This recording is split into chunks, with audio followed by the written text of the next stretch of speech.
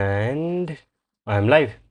And today is 23rd of July 2025, Wednesday. And let's just begin the stream.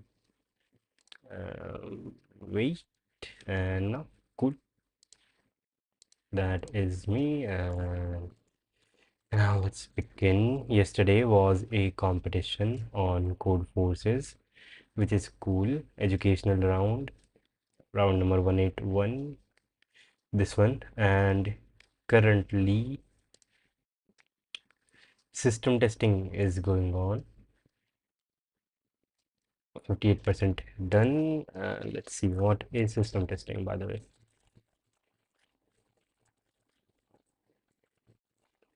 Process. System testing exclamation. Well, code forces, this is ended. All participants noticed that system testing took too long to finish. Me and other contestants wondering why code forces starts system testing at the end of the contest.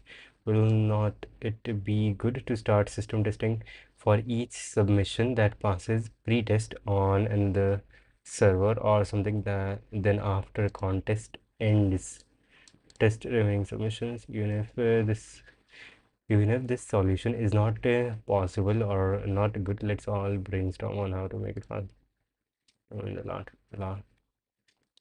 Okay. System testing seems like to retesting process that happens after the official contest round concludes. So something like, are my solutions which I presented for these three questions are the correct or not? And since there was hacking going on for like hacking, there was hacking for this contest, and um, it was live for about, I guess, 12 hours after the contest ended, and now the hacking ended, therefore now they can do system testing.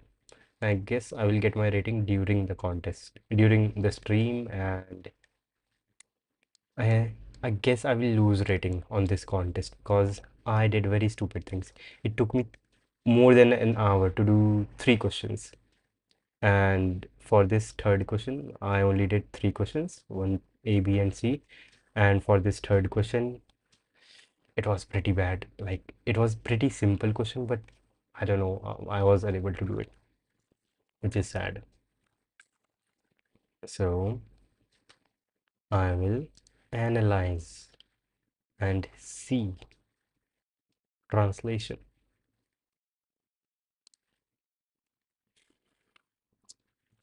T works for contest. Yep, this is my solution for the third one, and this is my solution for the first one. This one was cool, even though I didn't had to do this. I didn't have to do this thing, sorting thing. Okay. In the first question, it was given that it is known that a contest can be represented by a string S consisting of uppercase Latin letters that denote problems. It is also known that a contest is difficult if it contains FFT or NTT as a contiguous substring. Your task is to rearrange the problem in contest S in such a way that this contest is not difficult. If the initial contest is not difficult, you may leave the string as it is. So the task was, I would be given a string and it might contain these subsequences FFT or entity. I have to remove them. I have to rearrange the string in such a way that these sequences do not appear. So I don't know what I was trying to do first. I was looking for the sequences FFT and NTT initially, and then trying to do some stuff with that. But then I realized that this sequence would never appear if I put all the T's that are in the string at the start of the string and leave everything else as it is. So that is what I did. I took in the string, maybe increase the size of it. I took in the string, and then I don't know why I sorted the string. I didn't have to do this thing. I sorted the strings due to some reason, and then I started with index I represents the latest string, which is, wait, I represents the latest string which can be t. So then I begin iterating throughout the string, and if I find that the current string is t, I put um, whatever the string is at the current place and put it to t, put it put t there, and then I increase I. Wait, what am I trying to do here? I'm trying, the idea is to put all the t's in the start of the string, and to do that, I represents the index which can, I represents the smallest index which is not t. So initially I'm saying that the first index is not t, and I can remove this sort part. It is like not required. I equals 0, I start at 0, and then I start iterating. Now if I see a t, for example, let's say my string is something like this, or something smaller like this.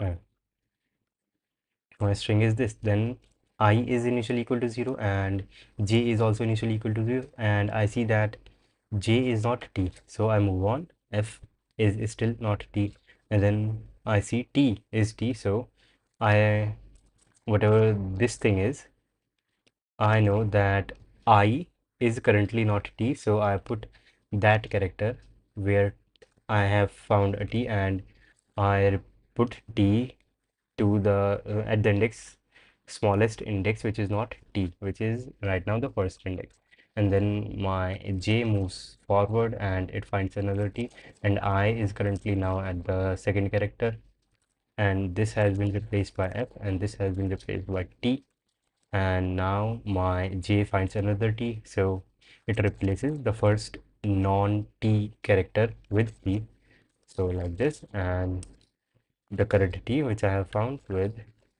the letter which was there originally, and then again the same thing. So this becomes one string, and this string, something like this, which doesn't have t in the start, will never form something like this, because to form a substring like this, t has to appear at the end, and I have changed it so that it doesn't appear at the end. All the t's are in the start, and I don't know why I sorted the string. There was no need to sort the string. And the time complexity for this thing is n, the way that I did it. And moving on to the next problem. Third question was an approach, yeah, but you can just sort and reverse in the first problem, because it will t on left and then n, then f.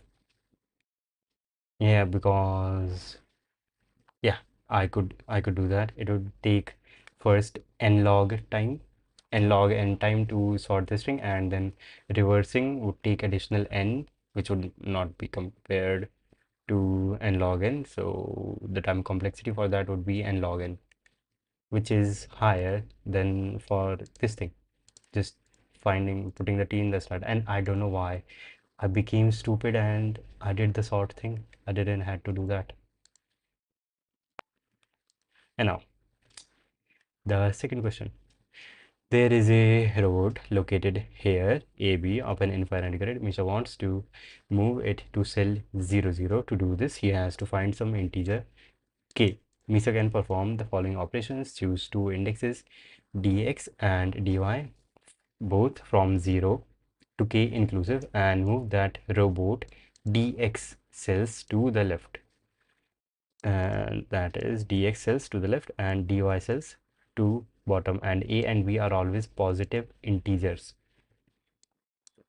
Okay, and then if these were the initial coordinates, then the new coordinates become this.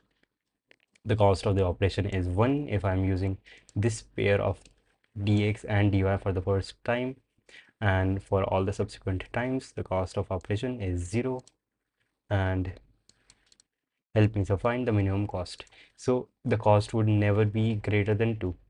Let's say, because if I have a and b, a is some number. If a and b are not equal, if let's say this is a and this is b, these are the only cases. Either they are not equal or they are equal. If they are equal, and I know that k, what is the minimum value of k, is always equal to 1. So I could always choose one, and it would only cost me once when I chose it for the first time, and then I can remove everything and bring both of them down to 0. So in this case, the cost would be 1. But if they are non-equal, then I have to find their GCD, greatest common divisor, and then see that would give me the number of times that would give me the greatest number that I can choose dx and dy to be to get both of these down. Let's say a equals 8 and b equals 12, then their GCD is 4. Okay, then this means that I do not have to choose 4, but I can do a sequence of dx and dy 4 times, and both of them would come down to 0. And since this is 8, I want to divide this into 4 parts, which is 2, and this is 12. I want to divide this into 4 parts, which is 3. And 12 divided by 4 is 3. So my k has to be greater than equal to both of these. If my k is greater than equal to both of these, then again the cost is 1, but if not, then the cost will be 2. And that is what I did. First, I'm checking if a is equal to 1. If a is equal to 1 and a or b are not equal to 0, are not equal, then do answer equals to 2, and else this. I think now in retrospect I could have avoided this, and then instead if a equal b, then k's value does not matter, answer will always be equal to 1, and then everything else is in else. I don't have to do this, then I simply have to find their GCD, and see if a divided by GCD is less than equal to k and b divided by GCD is less than equal to k. If that is the case, then answer is 1. Otherwise, the answer is 2, and it will give me the correct answer, and it does. So we are cool with that question too. And now the third question, which frustrated me the most, because I became very stupid while solving that third question. This question is a simple set theory question. A prime number is a positive integer that has exactly two divisors, 1 and itself. The first several prime numbers are these. Prime factorization of a positive number is representing it as a product of prime numbers. For example, the prime factorization of 111 is 3 into 37. For 43 is 43. For 12 is 2. 2, 3.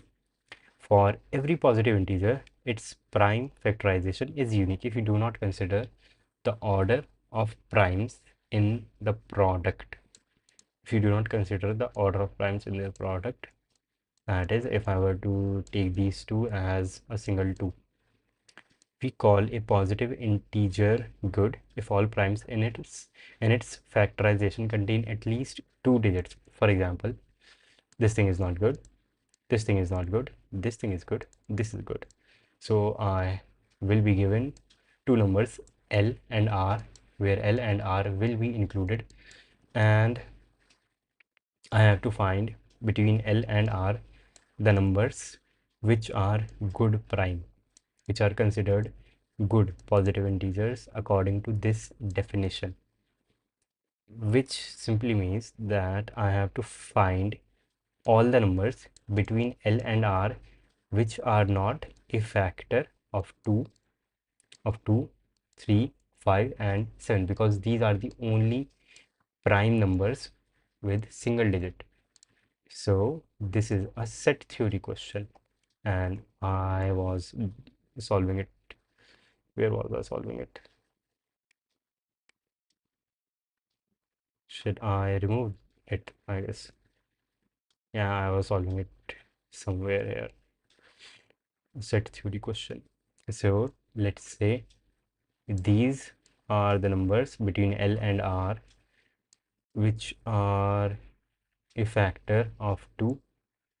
Then these are the numbers between L and R which are a factor of 3.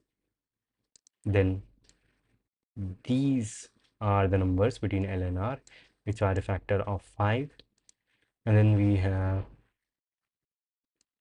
these numbers between L and R which are a factor of 7. So my goal is to find the sum, the union of all of these parts, and subtract that from L plus R minus 1. And this was kind of easy to find. All the factors of 2 between a given range was easy, like this. If just look at this part right now, do not look down. So all the numbers between L, I first created L and R, then I took in L and R, and I decreased L by 1 because L is supposed to be inclusive, and that is what I did. To make it inclusive, I had to reduce it by 1 because of something. And then F2 represents the numbers which have 2 as their factor between L and R. So I take R divided by 2, which gives me all the factors from 0 till R which are a factor of 2. All the numbers which are a multiple of 2, not factor. I wrote factor here due to some reason, which are a multiple of 2. And then I go up to R, L and C, find all the numbers which are a multiple of 2 up till L, and I subtract the multiples till R from the multiples till L, and that gives me all the multiples between L and R. And I do the same thing between F3 and F5 and for 7. So I have this thing. But if I were to add these together, then it would not give me the union, because I would be over adding a few things. Let's say I want the union of these two sets A and B, like this is simple set theory. So when I add A, when I do A plus B, I add this whole region, and when I'm adding this B, I add region again. So I have added this A plus B, A intersection B twice. So I have to subtract from this A intersection B to get a union, right? But in our case, we had, instead of two sets, we had 4, 2, 3, 5 and 7. And the theory for 3 sets, let's say 3 sets is this. We have this much, then you add A plus A union B union C, subtract this part, this part, this part, and then add the third part. Then subtract A intersection B, subtract B intersection C, subtract A intersection C. But you added this part only, you added this part 3 times, and when you were removing this intersection, you removed it twice. When you were adding this intersection, subtracting this intersection, you removed it one more time, and then it was perfect. But then you removed this intersection and removed it again, so you have to add it once because you removed it one extra time. And this is A intersection B intersection C. So this is the union when you have 3 sets, and now the union when you have 4 sets is kind of like, I have never done union with 4 sets, so like till 3 sets it is easy to visualize and do stuff with that, but with 4 sets, something like this, how am I supposed to find the ways that I'm going to add these? So it took me 1 hour, but I figured this out.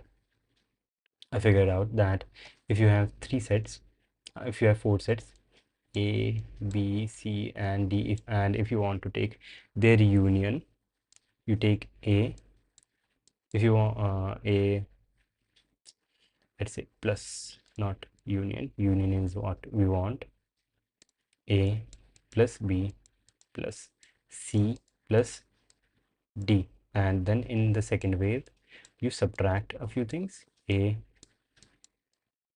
intersection B minus B intersection C minus C intersection D, and a few more things. A B, we have done A B B C C D. Then that is like not a very pleasant way to iterate through these. A intersection C, subtract A intersection D, A intersection D, then subtract B intersection D. That is what you do. A, B, C, D. I think I've done all the pairs. 4 into 3 into 2. AB, AC, AD, then BC, BD, then CD. Yep, cool. And after that, what you do is you add all the 3 pairs, intersection of 3 pairs, A intersection B intersection C plus A intersection B intersection D plus A intersection C intersection D plus B intersection C intersection D. And then you have overcompensated one part, so you have to subtract that part, which is A intersection B intersection C intersection D. So this would be the union when you have 4 sets. And what I'm theorizing, what I'm proposing is that if you have another set, then you just first take union of all of those elements, then you make pairing between every 2 sets and subtract that, and then you make pairing between every possible 3-set combination and add that, and then you make pairing between every 4-set combination and subtract that, and then you make the pairing between all the 5-set combination and add that, and this thing goes plus this thing goes like this. First you add, then you subtract, then you add, and then you subtract again. That is what I am claiming. That is my claim to fame, and that is what I did. So I had the numbers 2, 3, 5, 7, which represent in this metaphor A, B, C, D, and then these are the two pairs pairs of 2, which is 6 is 2 into 3, then 2 into 5, 10, then 2 into 4, 2 into 7, 14, then 3 into 5, 15, 3 into 7, 21, then 5 into 7, 35. So these are all the three pairs,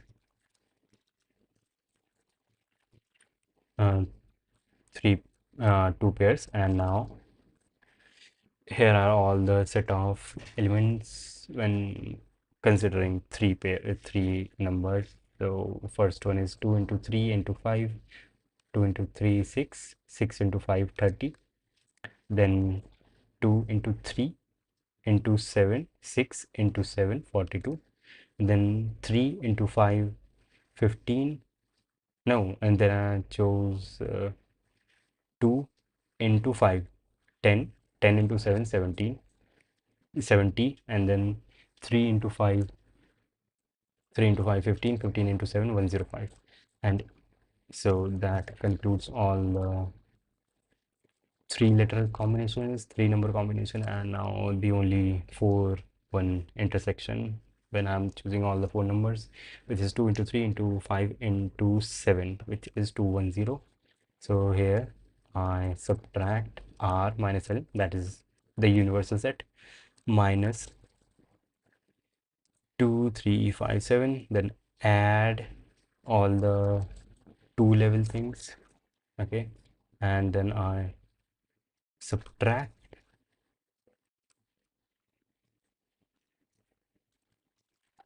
all of this,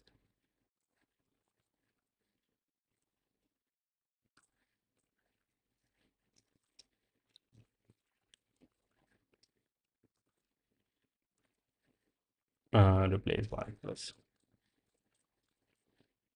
and then I have to add this one thing at the end, and when I did that it gave me the correct answer. But the thing is, to get to this solution it took me more than an hour, which is bad. Like, this is a basic set theory question, so it should not have taken me that much time, and right now testing is going on, so I cannot do much, and we do not even have an editorial for this one yet. And then I read the fourth question with 40 minutes remaining, and this is about probability, and I don't know how I would do this. I don't know how to do this one, so that is all I did in yesterday's competition, first three questions. And now what can I do? I will simply go to my sheet and start solving questions, and I guess by the end of the stream I will get my rating if system testing completes by then. That would be cool. So shit, 28 minutes to do the thing, to do the analysis. Difference of GCDs. Let's see. That is cool.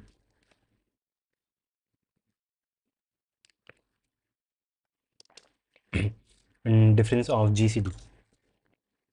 You are given three integers L, N, L, and R. You need to construct an array A to AN where every element is between L and R such that GCD I of AI are all distinct, or report there is no solution. Here GCD XY denotes the greatest common divisor.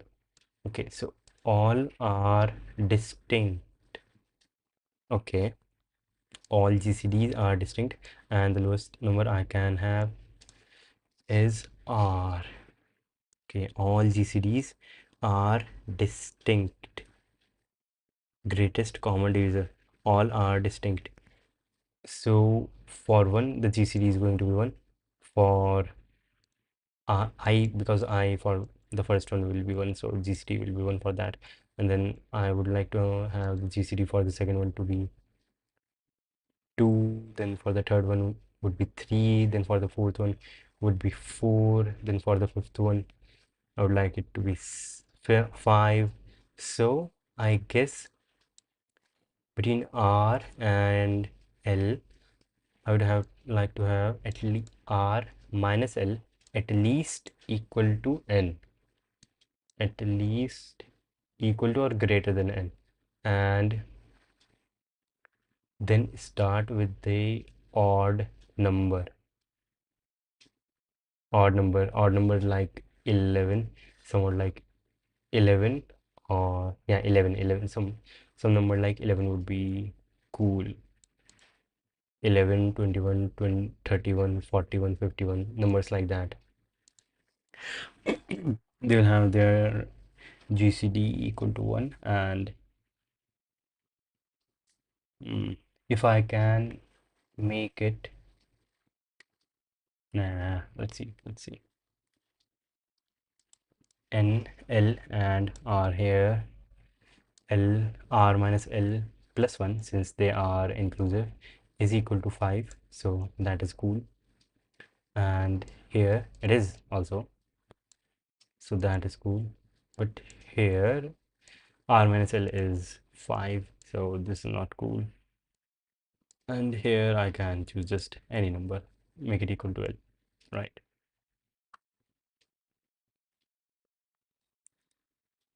Okay, and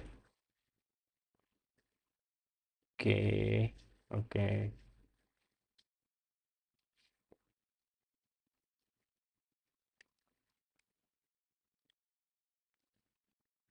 Okay, let's do this one. Not here, in CP.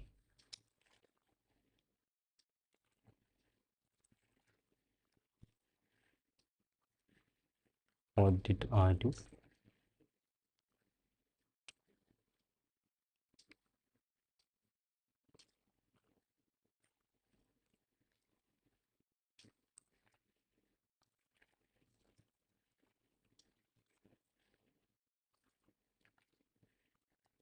And now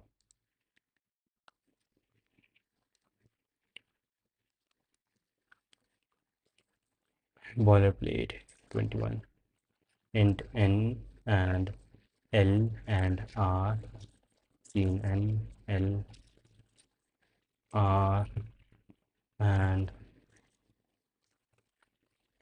then if, and one more thing, L minus minus, then R minus L has to be greater than or maybe even equal to N. If that is not the case, not that it is less than N, then see out no in big letters.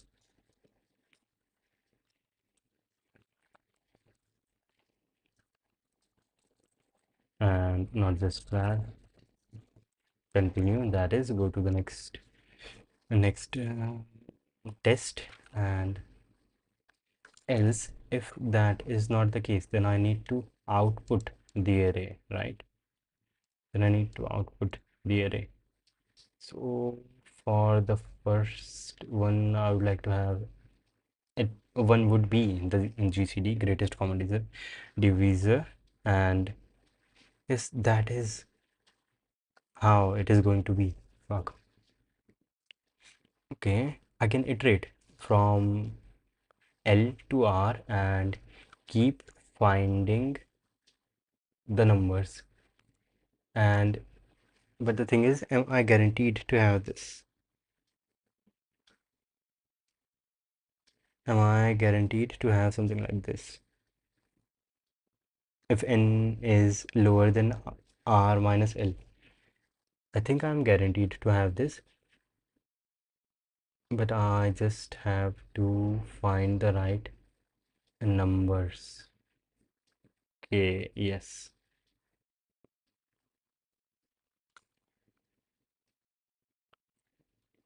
So for L, but iterating through them might not actually be correct. If let's say for n, let's say it was 5 in this case, and my limits were 30 and 30, let's say 31 and 36. If I had to create an array of size 5 and my limits were 31 to 30, 35, 36, then I could use number 31, 32, 33, 34, 35. Yeah, let's say that much. But no, even that would be cool. Yeah, that would be cool. I could choose 31 as the first, then 32, then 33. But then choosing 34 would not be possible because 34 is not divisible by 4, right? It is 32 that is divisible by 4. So, yeah, yeah, that would not work. I cannot go on linearly.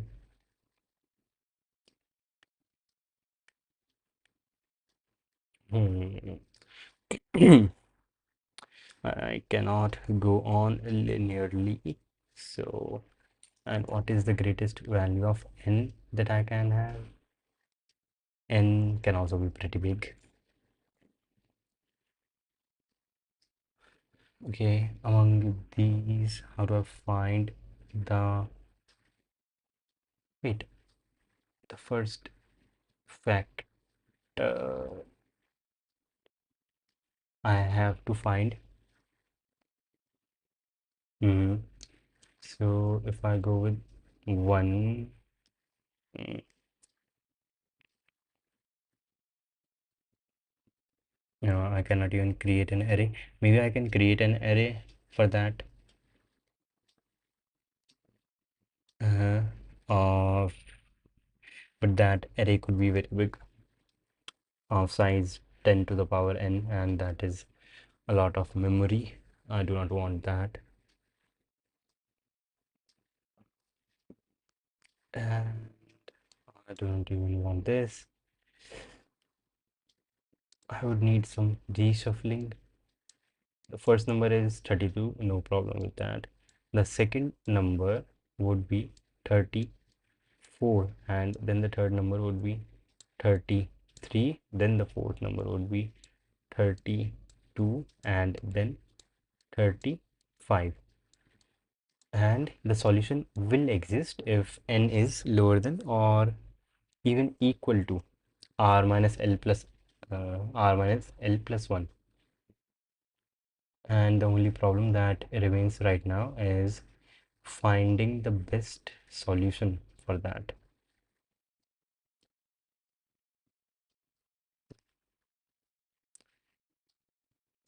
So I think I could maybe start iterating from the end instead of from the start. If I start iterating from the end, and also, but I do not want to create an array of, I can create an array of size like 10 power 5. I think that would not be too bad. If I start iterating from the end, and no, it would still not work. No, because I want to output this thing first and this thing first. I want to output this thing first. Shit. I want to output this thing first and then this thing, but order for these things do not change, does not change.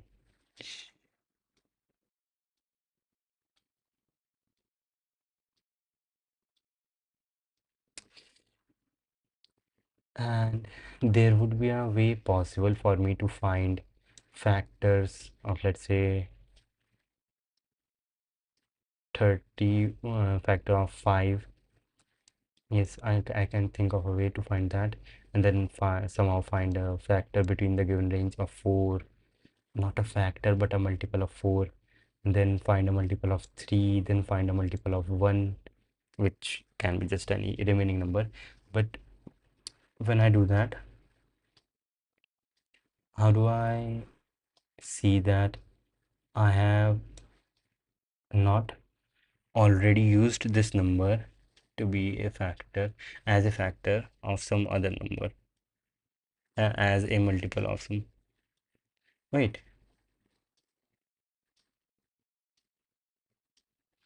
I can repeat numbers. I can repeat numbers. They do not have to be distinct, right?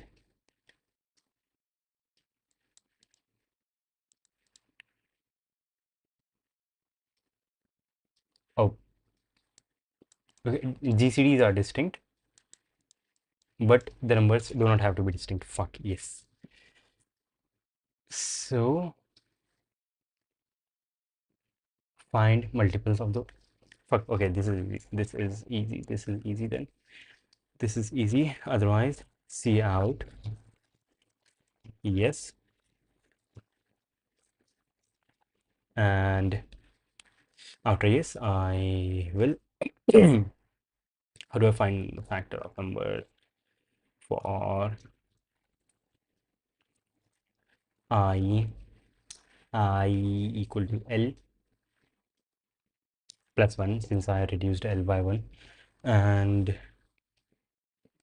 go till R, and you can go till R equal to R, and starting from I left.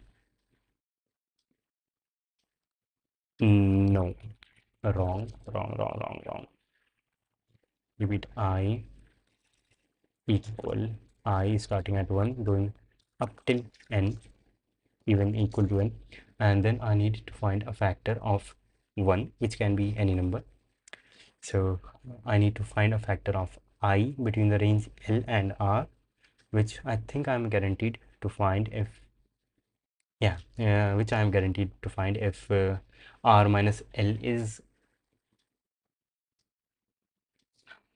that, what am I even checking there? Oh, I'm checking for wrong. That is cool. Here, then find a factor of that thing, and to do that I have to divide this by this, find the remainder, add to that, or okay. So C out L plus I minus 1, whole thing divided by I, and then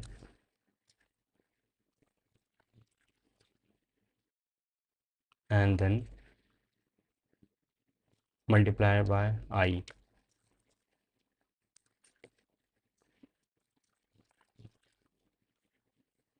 Will this work? If L is 1 minus, then the range, I cannot use L.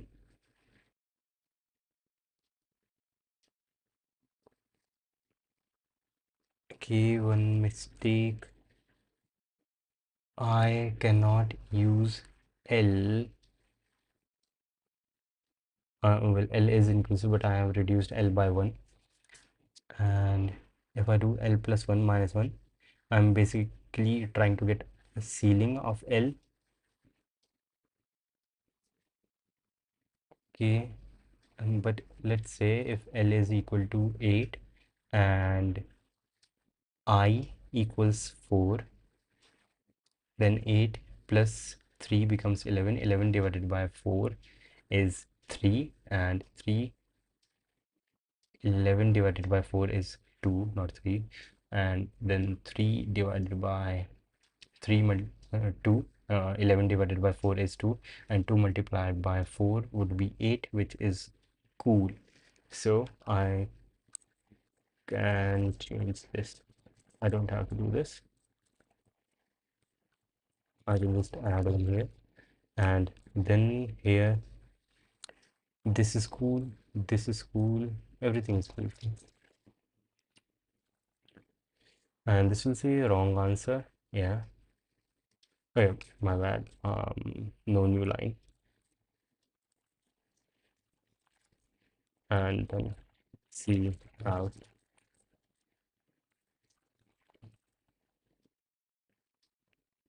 Okay, here.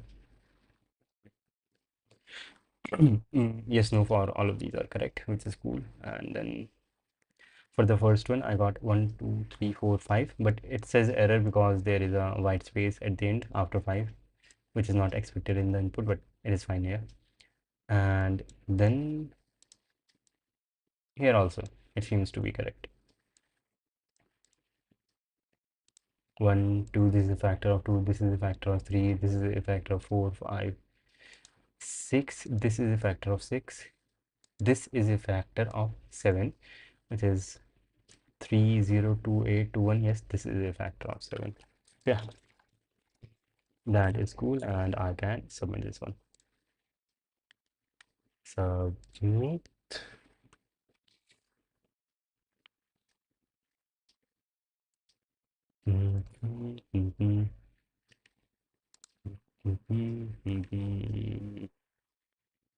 Shit, why is this one in queue? Counting good numbers. Which question even is this one? Shit, counting good numbers. I was doing this yesterday, but why is this one in queue? And I got a wrong answer on this one, the one that I just submitted.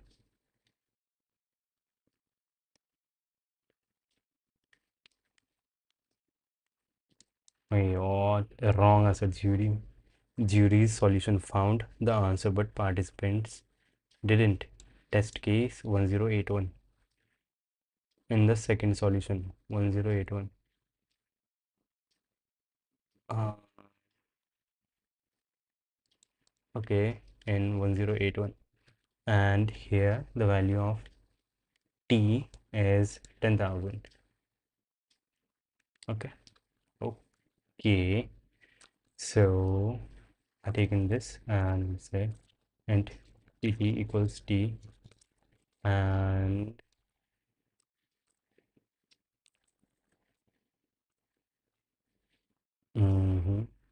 if tt equals 10,000,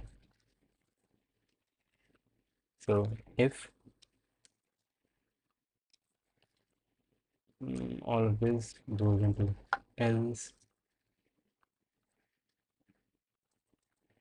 if tt equals 10,000, and I am looking for test case number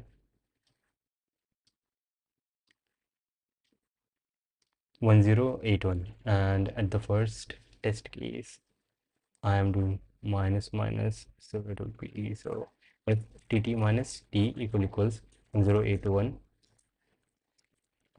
c out n space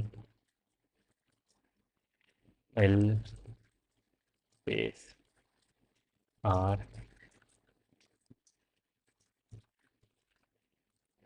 using result of an assign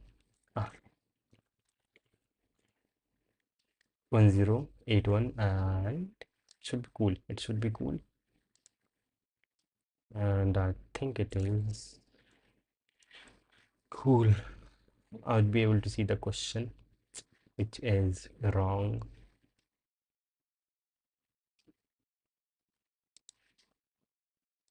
Wrong answer, of course.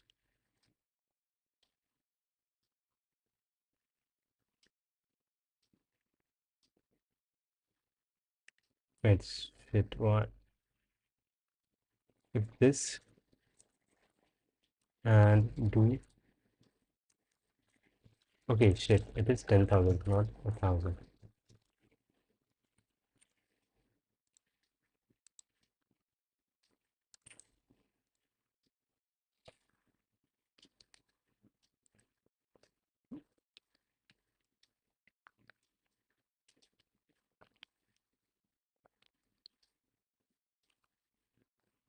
Mhm.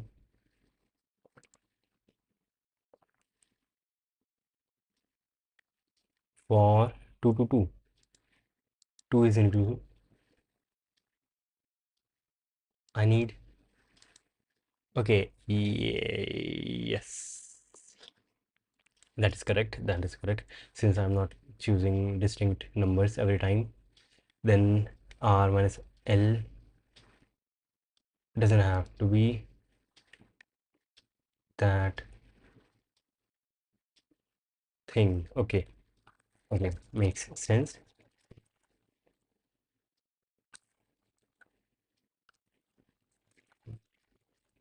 Makes sense.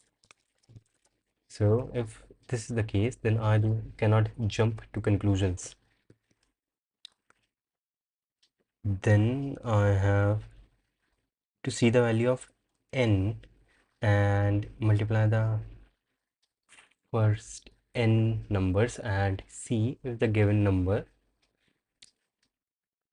given range contains that number. If it does contain factors of all of those numbers, only then I would have myself an answer. But how do I do that?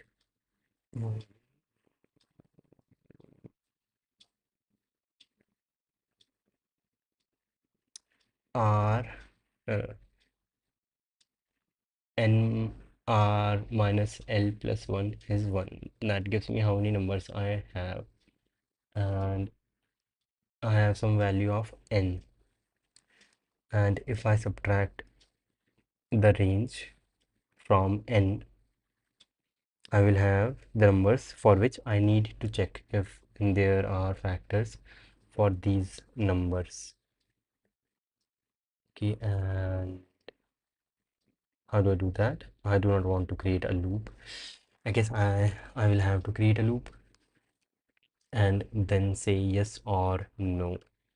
So for int I equals n minus r minus l plus 1, start there, and while I is lower than n and I plus plus, not just lower than n, even equal to n, let's say bool done equals,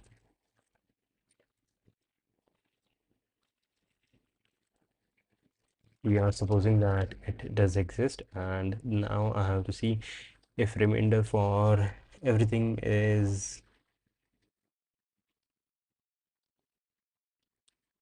0, which was, yeah, if this thing, this expression from below.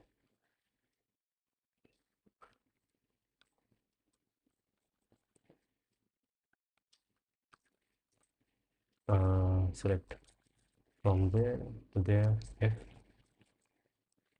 this thing is lower than or equal to r, then I know it is in range, then it is cool, then it is cool. But I'm not checking for that. If this thing is greater than r, then done equals false, done equals false, and break. And now if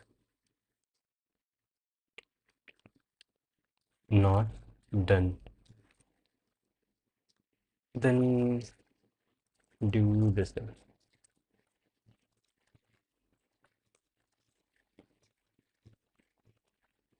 then do this, otherwise do this.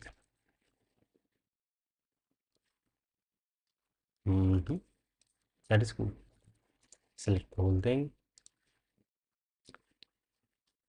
and paste here, but before doing that I would like to test it on my own. Line plus plus, what is the name of the question? B, differences of GCD dot slash out I have one test case where n equals to, l equals to, r equals to, and it says yes. That is cool. Copy paste and let's go. Hamza Ahmed Khan, yesterday I saw your progress in Division 2 contest. You were amazing. You solved 3. I only did 2. I want to know how you study for CP. Is it only CP sheet or is there something else? Please help me with that. Well, yesterday my performance, thank you for saying that it was amazing, but I do not find it amazing because it took me a lot of time to do the third question. It was simply a set theory question and it should not have taken me that long. And shit, it should not have taken me that long. And where am I studying from?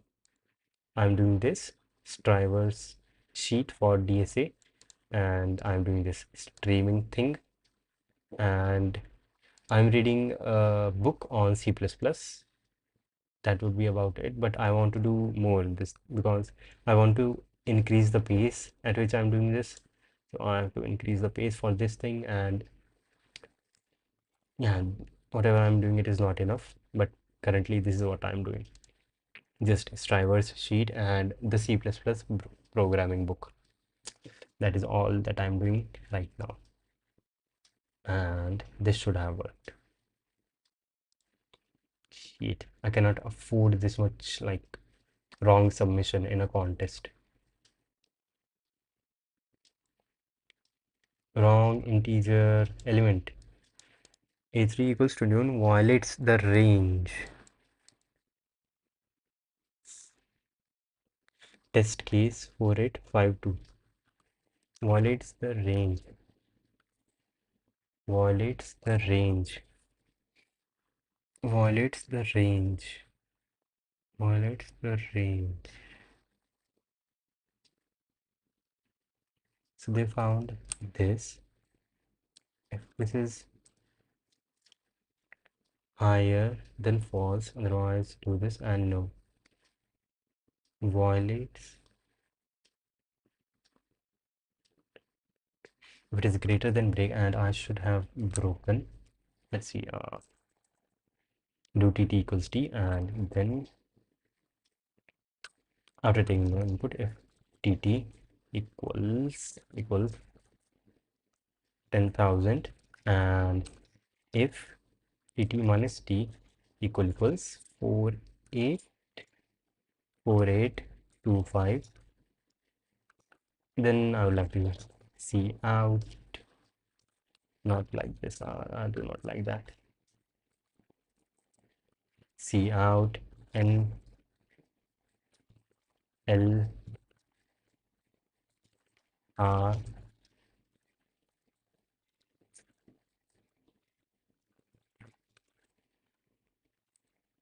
and all of this has to be inside the else.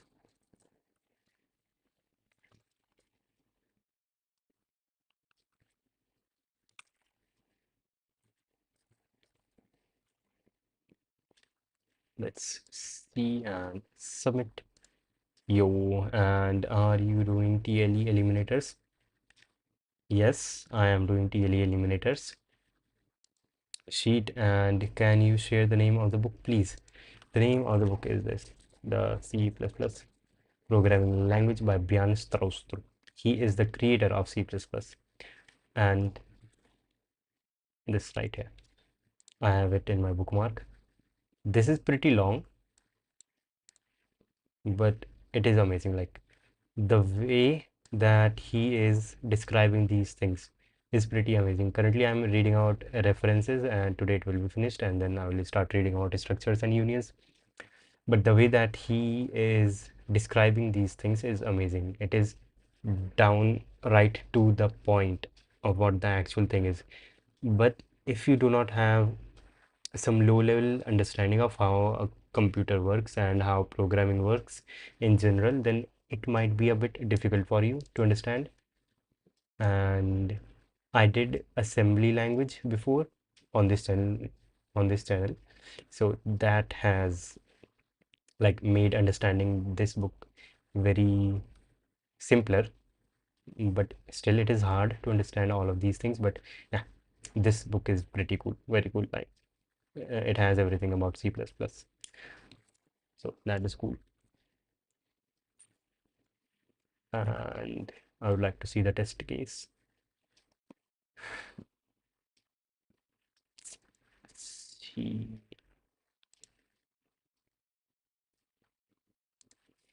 And why is this one in queue? It is being tested right now. Tested by God himself.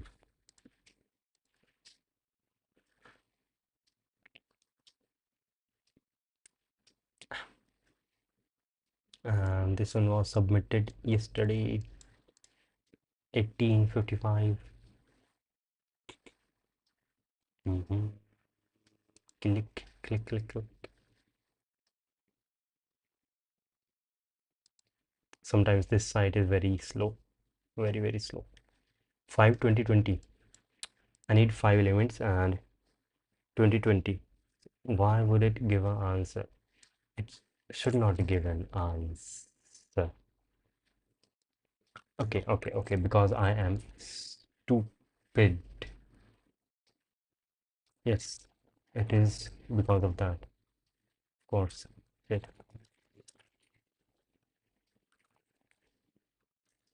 And here I have to check that this thing is int m equals this thing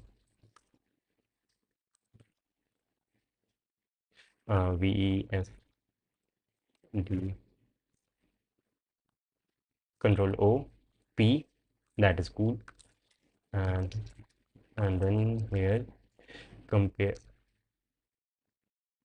control O A M, and compare this M has to be, if M is greater than R then there is a problem, and if M is lower than L then also there is a problem. In both of these cases there is a problem. But why did it go through with 21? 21 is okay. It went through with 21 because of this thing. I didn't had this thing. Okay, so that is cool, and now it will work. But still, let me test it on my own locally. /out one test case 5 20 20, and which says yes. Why?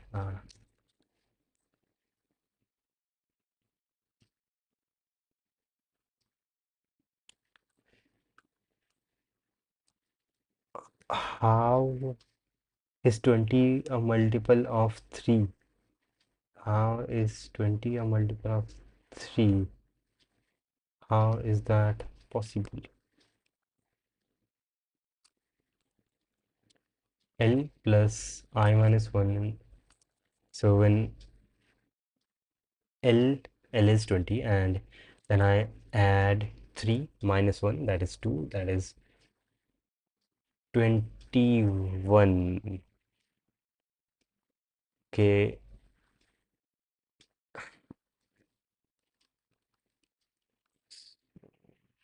what am I doing here? M L plus I divided by this. Okay, so okay, after L, I am finding the first multiple of I, and I is starting at 2 in this case, because R minus L, 20 minus 20 plus 1 is 1, that is 1, the length of R and L. Then N is in this case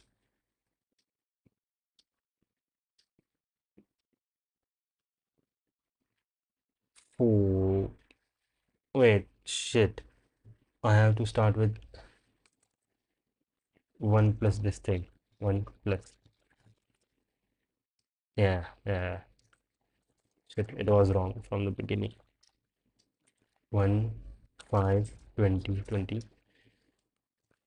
It still says yes.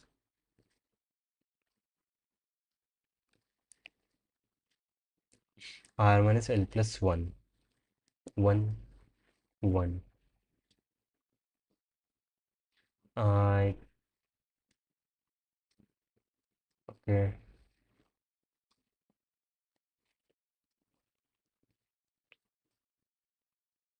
When my is m equal to this, L is 20, and for 2 it is correct. I add 1 and divide by I. Okay, okay, let me do this first, then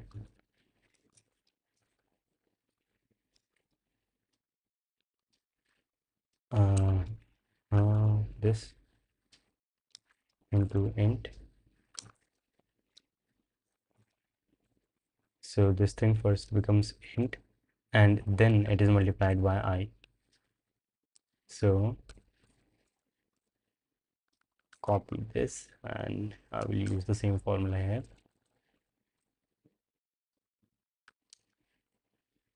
Fi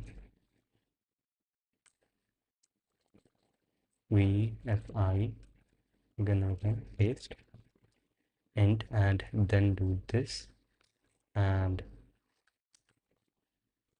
now land slash out one test case for 2020 still says yes.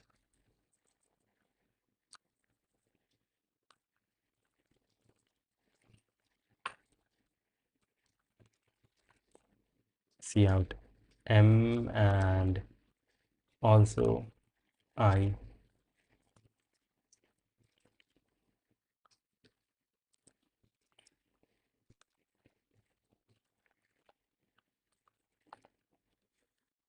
One test case 5 2020, and for 2 it was 24, 4 it was 24 5. So okay, so it is finding the correct factors, but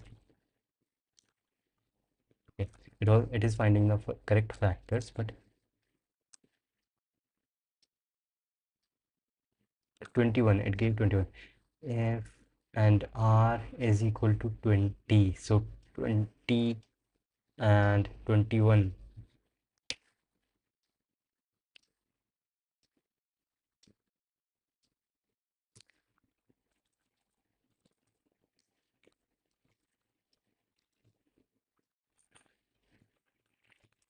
because I am actually stupid. Or slash out 1 5 2020. No, right now this should this, will this be correct, will this work? If I do not know for sure, then I am running this loop. Okay, and why am I checking these conditions first? Because I might save myself from running this n loop. Huh, that is cool.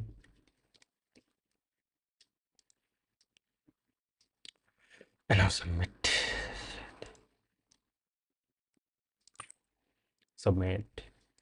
And yo, how are you doing Striver topic wise? And right now, which topic are you doing now? Right now I am doing, I guess I picked up the pace yesterday, and right now I'm right here on arrays, and I want to finish this very quickly and also not rush it.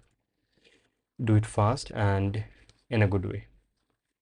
That is the approach, because then I would be able to do more code forces questions, harder code forces questions, and also I want to do this thing, init codes roadmap. I did do some part of it, what arrays, two pointer stack, some questions there, few questions, and I want to complete this because this is also amazing. And still running. There are a lot of test cases for this shit.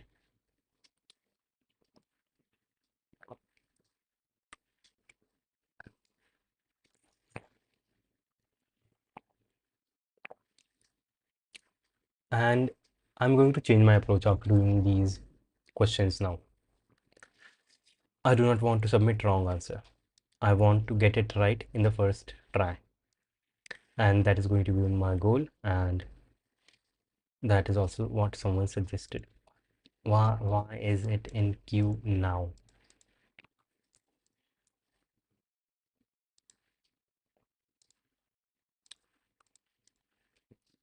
So I want to get these right in first try, so that I have a habit of thinking about things a way ahead of time, and I do not, so that I do not see an error after I do an error.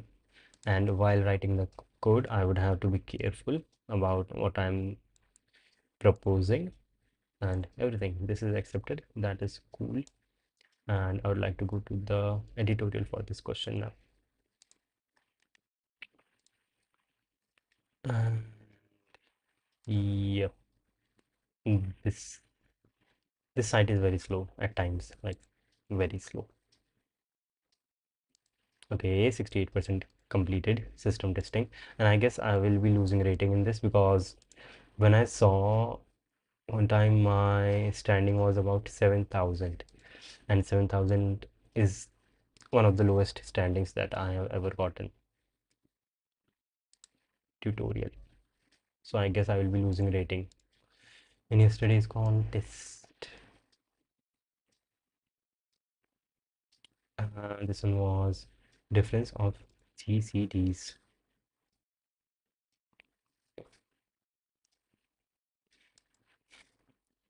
Doremi's IQ, that is Japanese. DFS trees.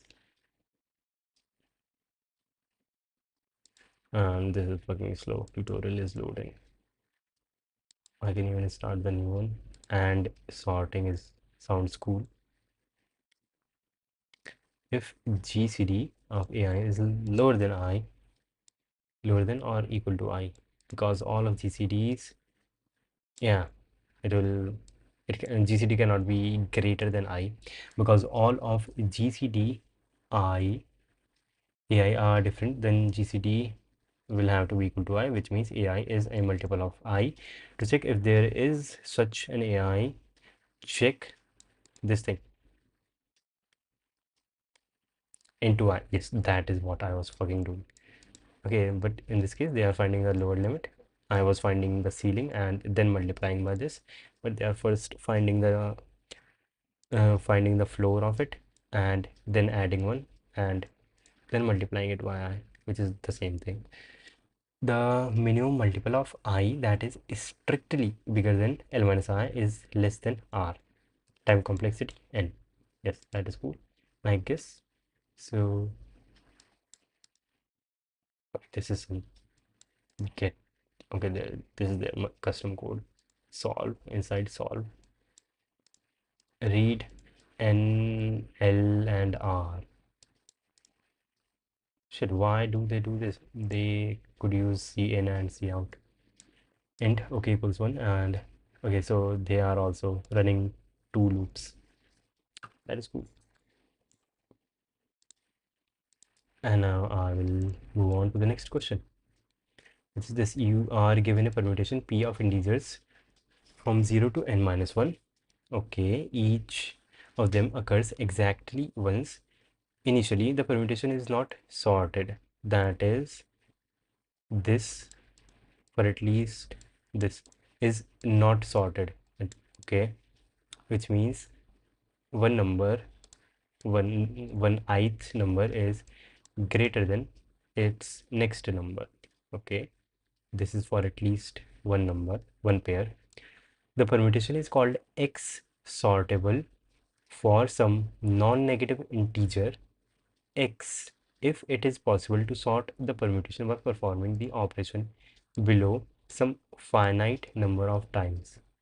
Choose two indices I and j. I is lower than j and between the range, given range, such that their and equals X, and then I can swap pi and pj. Here and denotes bitwise and. Okay, find the mac and denotes bitwise and. So X, I know for a fact that it will be lower than pi and pj both. lower or equal to both, and it will be lower because pi and pj are not equal. It is a permutation, so x is always going to be lower than pi and pj because I am taking their and in an and operation I never create more amount of ones in the binary representation. I either keep the amount of ones that I have or I reduce them, replace them by 0. Then find the maximum value of x such that p is x sortable. Okay, it can be shown that there always exists some value of x such that p is x sortable. It can be shown, or it is how you are giving the inputs. Yes.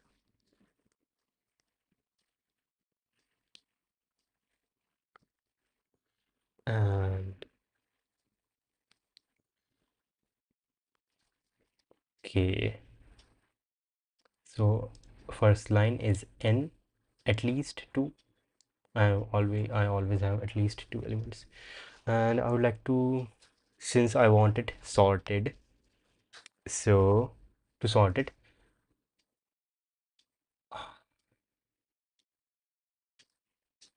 okay, the maximum value of and okay, so to sort it I have to put all the numbers where they belong in their index. If the index is one indexed instead of zero indexed, then every number will go to their indexed, will go to their index. And if that is the case, then I have to go through the array and find where, let's say I have not, let's say I do have this thing. So 0 has to be at 0 index, 1 has to be at 1 index, 2, 3 here, 4 has to be here. So when I go to this thing and I see that 4 is not here at the 4th index, then I find 4, and when I see 4 here, I find the and of and 4 and 5, and I keep that as my answer. And x, okay, and it is not sorted, so I will never get a sorted array. So okay, so initially I will, okay, when I find the first pair, then I will make my their and equal to the and that I'm looking for. It has to be exactly equal to that thing, right? Fuck. If it has to be exactly equal to x, 4 and 5, 4 has to come here, 4 has to come here, and I can only move 4 to the left. So I can also do this operation any number of times. So in this case, I could first replace 4 and 5, and to do that, their and would be equal to 4 and 5. 4 is 100 and 5 is 101, so their and would be 100, which is 4. 100 would be their and if shit, does it have to be exactly equal to x? It has to be exactly equal to x. It has to be exactly equal to x. And if I replace these two, then x would be 4, and 4 would come here, 5 would come here, and 6 would still be here, and 5 would be here, and I would have to replace them too. And then I take and of 5 and 6, which would be 4, and the answer is 4. But it is only in this case. But if I do it the other way around, if I do 4 and 6 first. What is there? And 6 is 110 and 4 is 100, so and would still be the same, which would be 4, and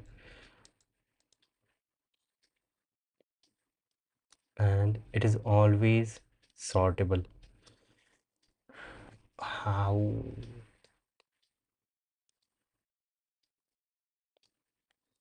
is it always sortable? Here I want 1 here, right? I want 1 to be here, so I go, so either I put 1 directly here or non-directly.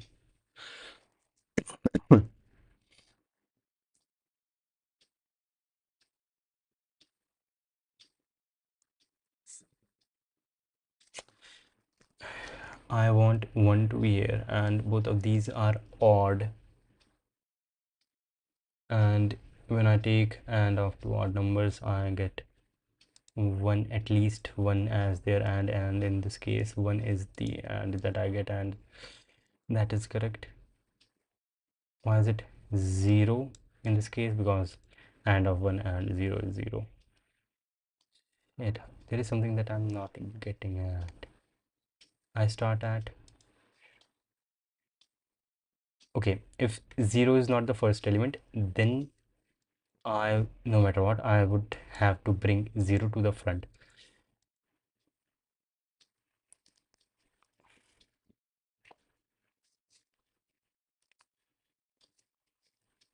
Okay, then I would, let's say this is what I have. It is initially not sorted. This is what I have, and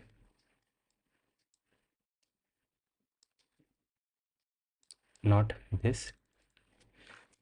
It is, let's say I have 5 here and I have 0 here, and since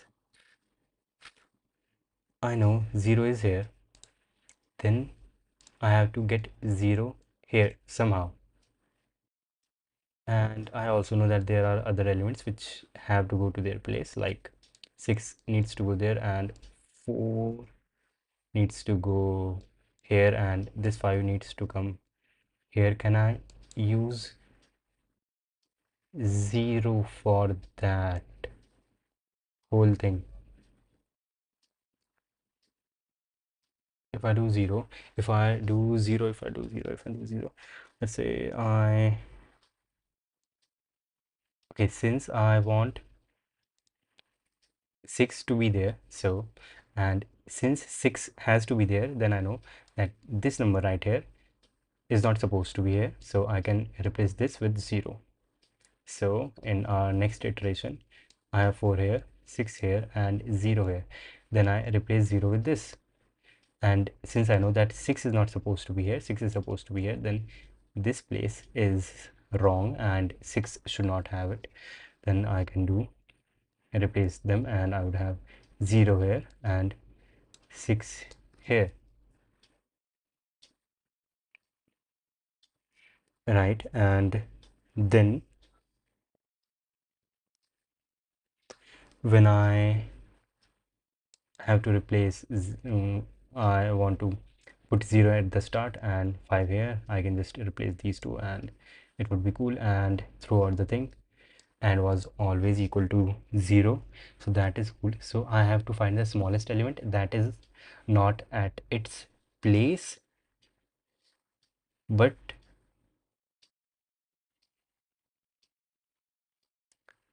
the smallest element that is not at its place, and take its and with all the numbers. The and is going to be smaller than that. Smallest number is, the and is going to be smaller or equal to that smallest number. And if let's say I have something like this, 0 is at its perfect place and 2 is here, 1 is here, and then 3 supposed to be here, but I have 4 here, then 5, then 3, and then 6. So here this 2 has to get here, this 1 has to get here, and this 4 is not supposed to be here. This has to get here, this 3 has to get here, this 5 has to get here. So, and I know that the and my x answer is going to be either equal to 1 or less than 1. Either equal to 1 or less than 1.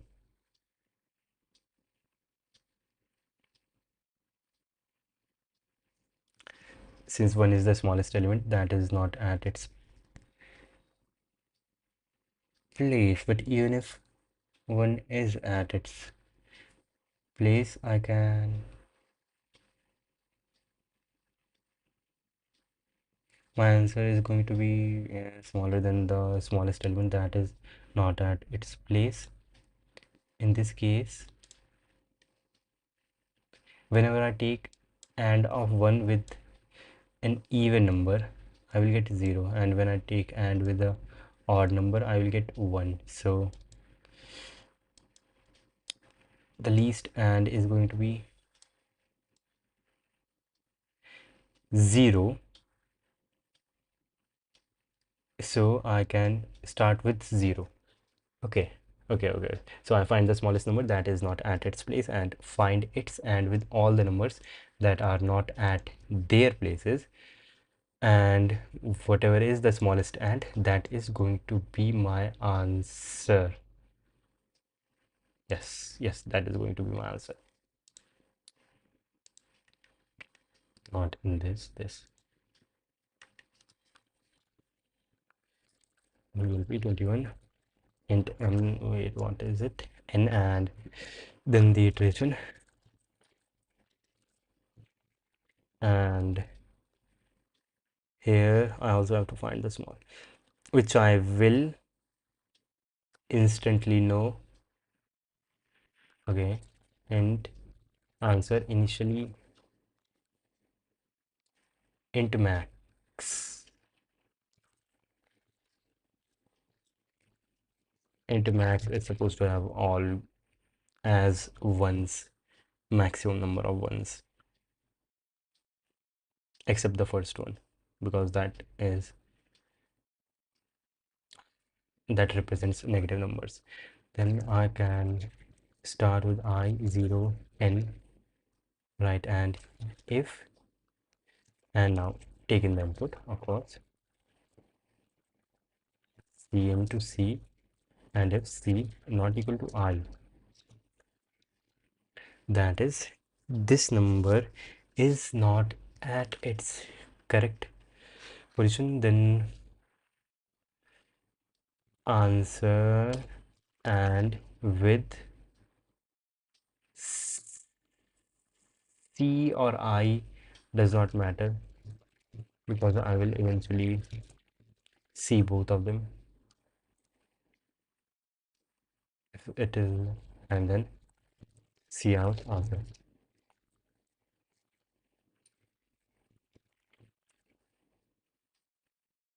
Correct answer. Shit. And can this be wrong at any place? Because I want to get this correct in the first try. Right? I do not want to get this wrong. I take in C, I am iterating through, and then I am checking if this number is not supposed to be here. And if it is not supposed to be here, I am taking its AND with the ones, and I find the smallest number and I put the, yes, that is cool, that seems correct, and I think I will get this. Not I think, I don't even know, but yeah, I think I will get this right. In the last contest, second question, there was a statement: if A is not equal to B, AB and BA is different, and I thought that A should not be equal to B. A can be equal to B. If A and B are equal, then you can always choose 1, 1, and since K is at least equal to 1, I got 3 wrong submissions because of not reading. Yeah, that happens. That happens, and it is very frustrating when that happens. Okay, accepted. That is cool. And I think. Okay, so what was the thing in this question? Which took me some time. Okay, I would also like to time my questions. Not timer, stop watch. I would be timing my questions from now on. 69% done, 91%, 71% done.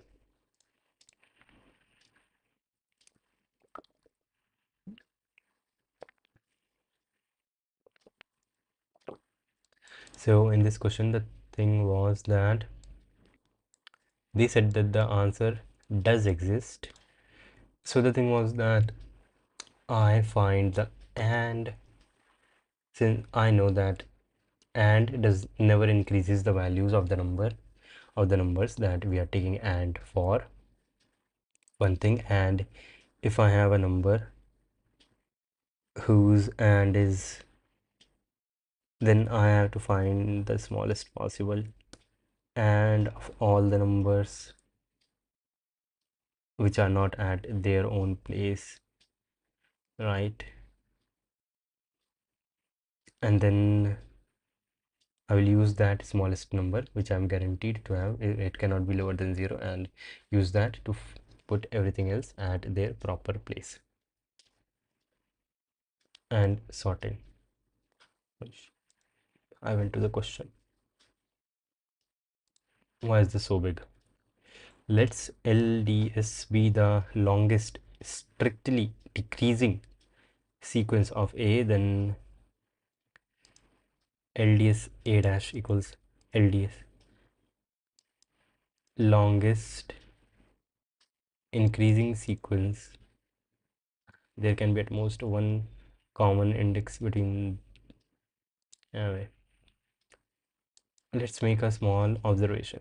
There can be at most one index common to both LDS and longest increasing sequence in A, which is correct, and longest decreasing sequence of A. What they are on about? Their algorithm took n log n time. Mine is just n time, so my solution is better. It didn't even take n time. I solved it while I was taking the input.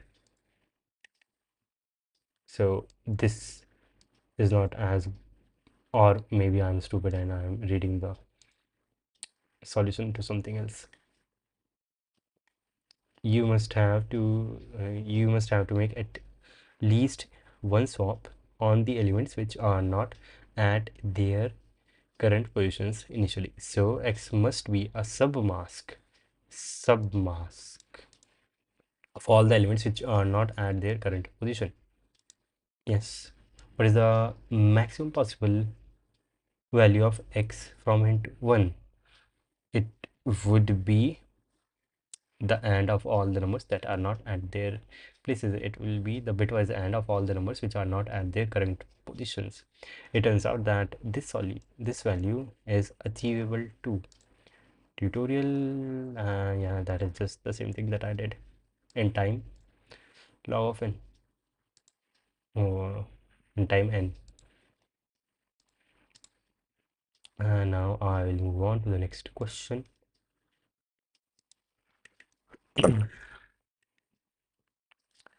Refresh. Perfect balanced string. And let me drink a bit of water, and then I will start my stopwatch. Okay, cool. Shit. And this, let's call a string S perfectly balanced if all the possible triplets T, U, V such that T is non-empty substring of S and U and V are characters present in S. The difference between the frequencies of U and V in the substring is not more than 1. That is, the difference between the frequencies of U and V is not more than once if for all possible triplets. For example, the substring in this and in this, it is 0, not more than 1, it can be 0, okay, are perfectly balanced, but this is balanced, but A, B, B is not. T is a substring, is not because of the triplet B, B, A, B. Okay, so there has to be a certain condition. If two numbers, if a number appears side by side even one time, then it is messed up. Okay, then I can just choose this. So if any number appears twice in a subsequence, then it is wrong. And that, and if I have the frequencies of all the numbers, I have to create an array of size 26, 26 letters in the English alphabet. Int n scene. Wait, how even is the input? Shit. Okay, okay, just string, take in the string s scene s, and after taking the string I have to count the frequency. Int fq size 20.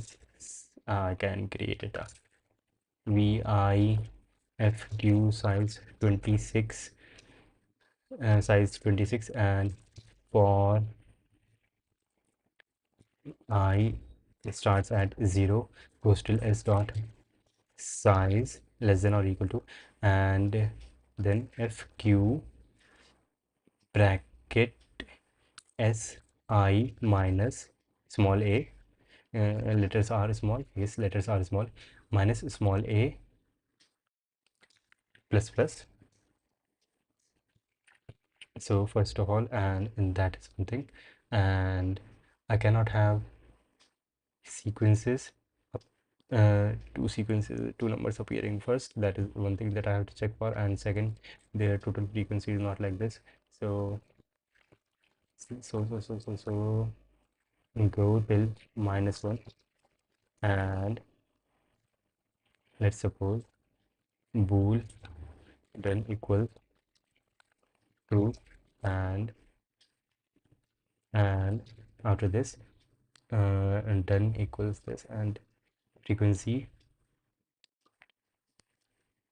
if si equals si plus 1, then do two things, done equals pause and break, and do this, and at the end fq si if not done, then not done, that is done is false, that is we cannot do this. If we cannot, then no, capital N.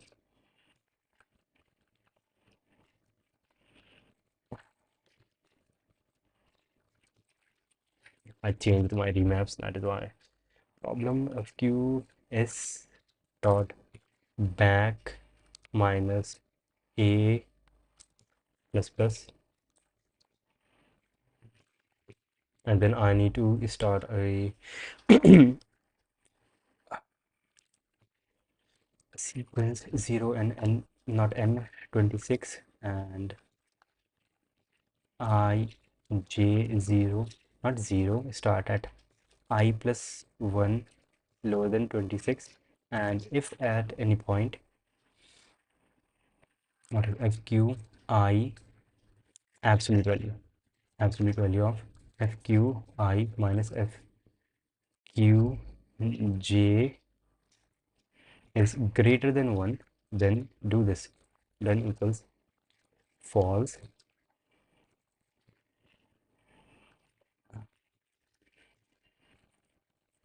then equals false, and break, and after this, if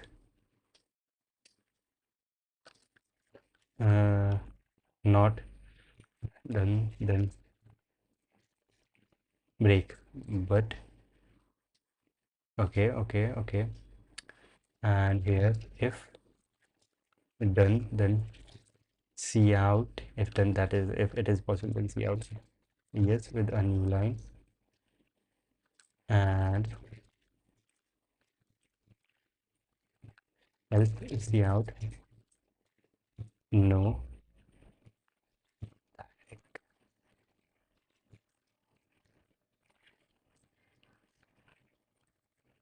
Hmm. Wrong answer, wrong.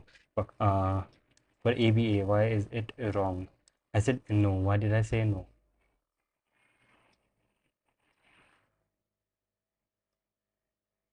Because it was 2 for A. Okay. Because it was 2 for A. Okay. Makes sense. Makes sense. So do this. Before this, I'll check here. If A FQ of I uh,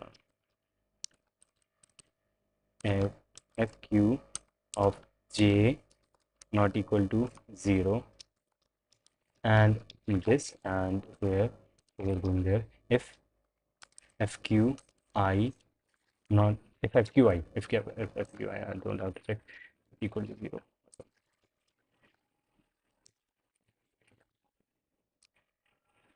Do this part only then, and there this, then this if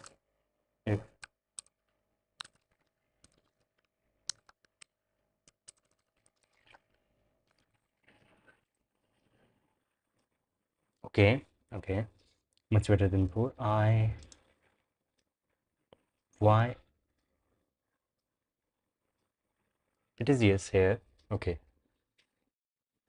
that is true.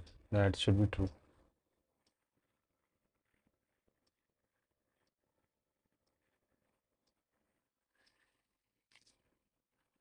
It is no here. Why? How can it is true here? So first let me fix for true. If I get a multiple times, okay, because I'm string can only appear multiple times if that letter is the only letter that is appearing multiple times in a row. That is the only thing.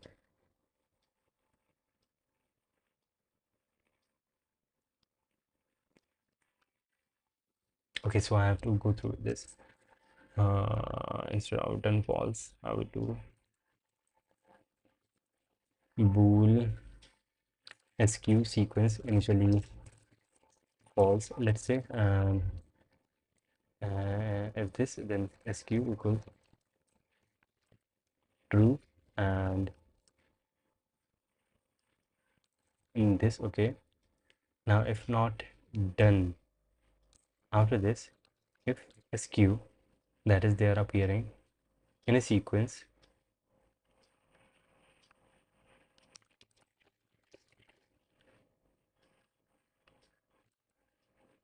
if sq equals true, and here only I have to check this, if sq and si, whatever is the current letter, if si equals 0, that is I have seen a sequence, and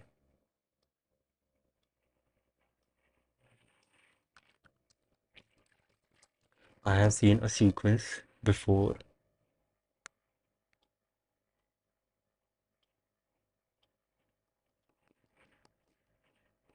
Then I cannot see a 0 there.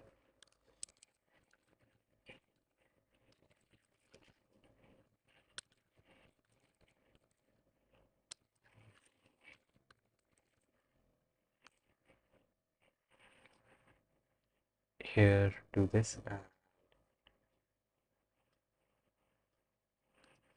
Okay, if I have seen a sequence, add this and fq si minus a plus plus, which is now 1. It should be 1, and for every other it is 1, and I'm only checking this.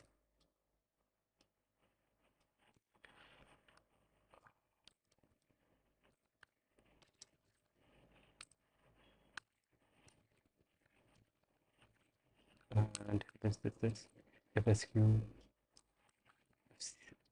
sequence, and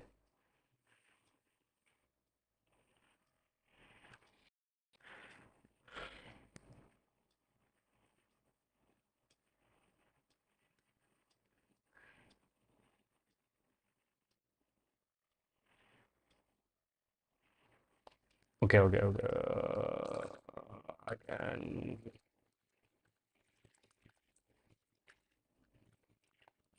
uh,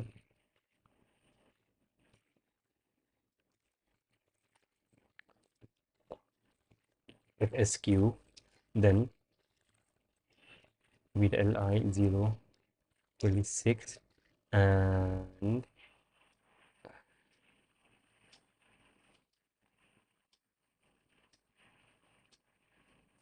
I can only find one thing, that is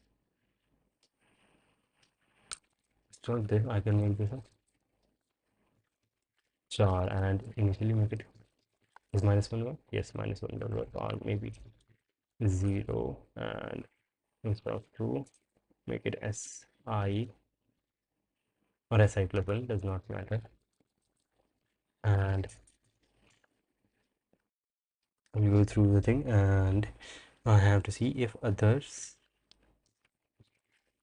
if sq, that is if sq is not 0, then if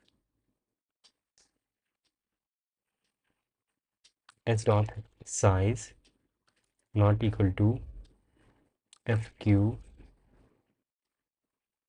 s sq frequency sequence count of that sequence,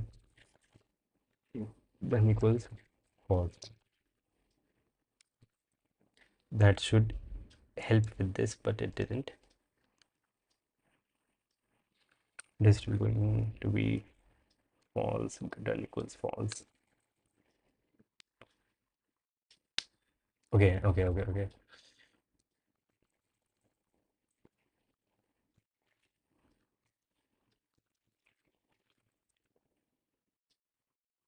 Still not correct for that one. If sq, that is, it is not 0, and I saw a sequence, and then the frequency of that thing has to be equal to the size of sq. Yes, it has to be equal to sq's size. If it is not equal, then equals false.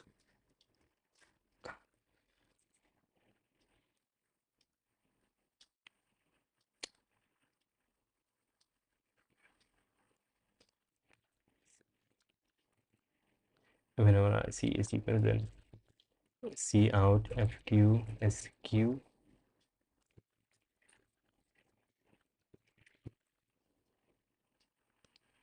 Okay, here it was Y0. How can it if SQ?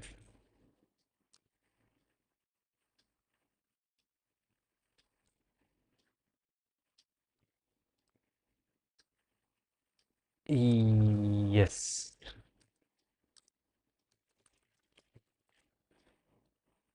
Okay, now it is better, and this is the case in this. Okay, now it is cool. It's cool.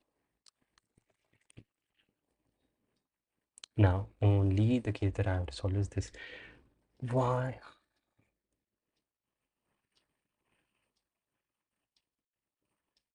Why would this be no? And how do I define a substring? Non-empty substring of S and U and V are characters present in S. In S, not in T. Not in T, they are in S.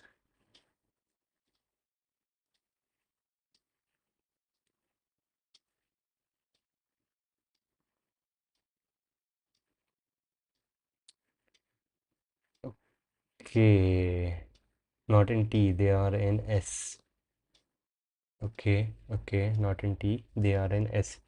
So if I choose a subsequence this, then I could choose A and B, and in that case A is appearing only 0 times, and the difference between the frequencies of U and V and T is not more than once.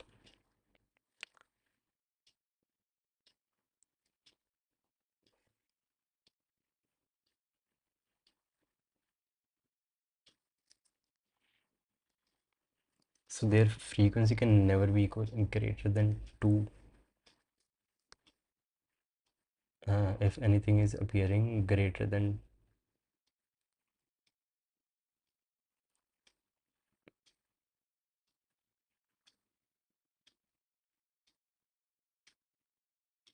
unless that 2 is at the end, like in this case, this thing, and if anything is in the middle,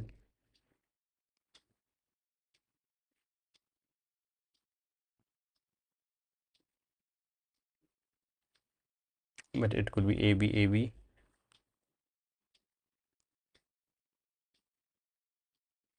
ABC, ABC. It would not be possible then.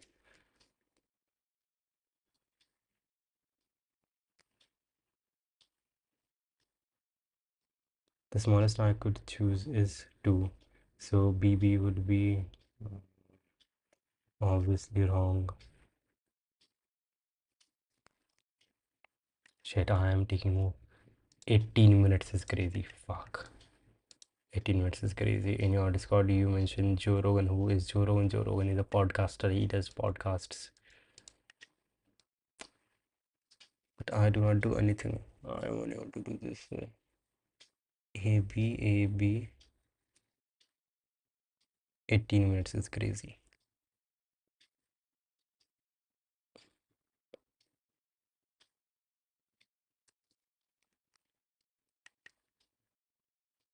Substring S. Frequency.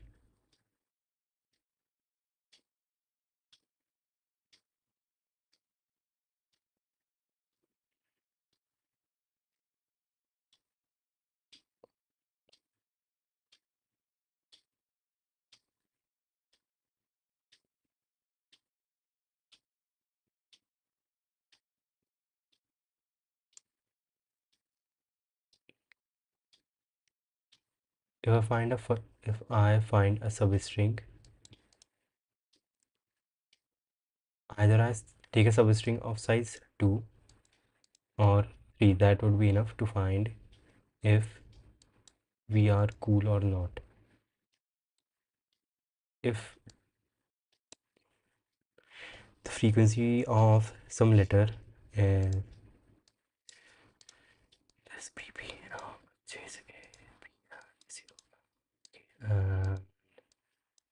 in okay, I will always go with substrings of size 3.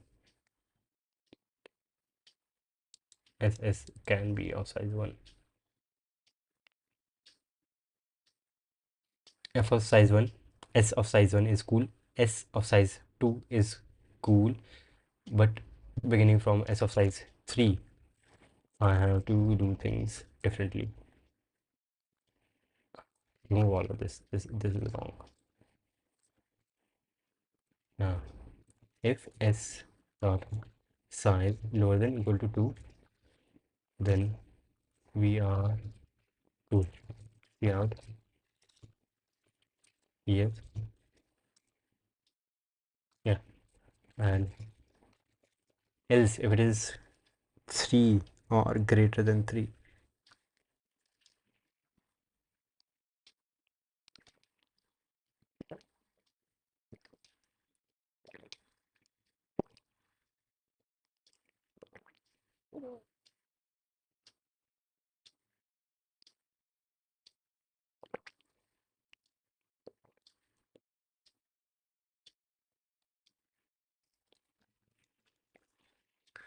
If it is 3 or greater than 3, then I have to see substrings. For 2, I think I can run 2 loops. First, checking for this pattern, if they are making a 2, and then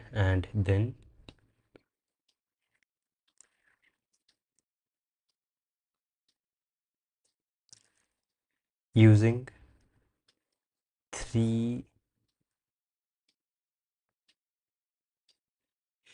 But fuck, if I find A B A B A B A B A B A B A B, that would also be cool. That would pass, right? Something like A B A B A B. This would always pass. How do I?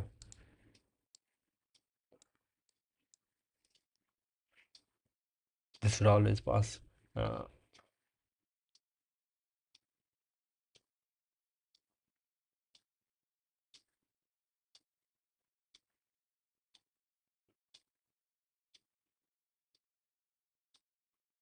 so I go through first checking 2 pairs.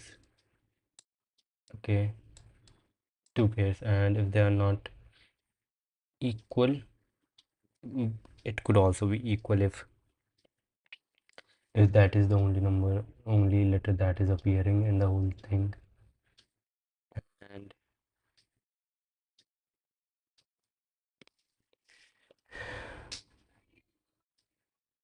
And if there are 3 numbers, 3 distinct characters appearing, if there are 2 distinct characters appearing, then A B,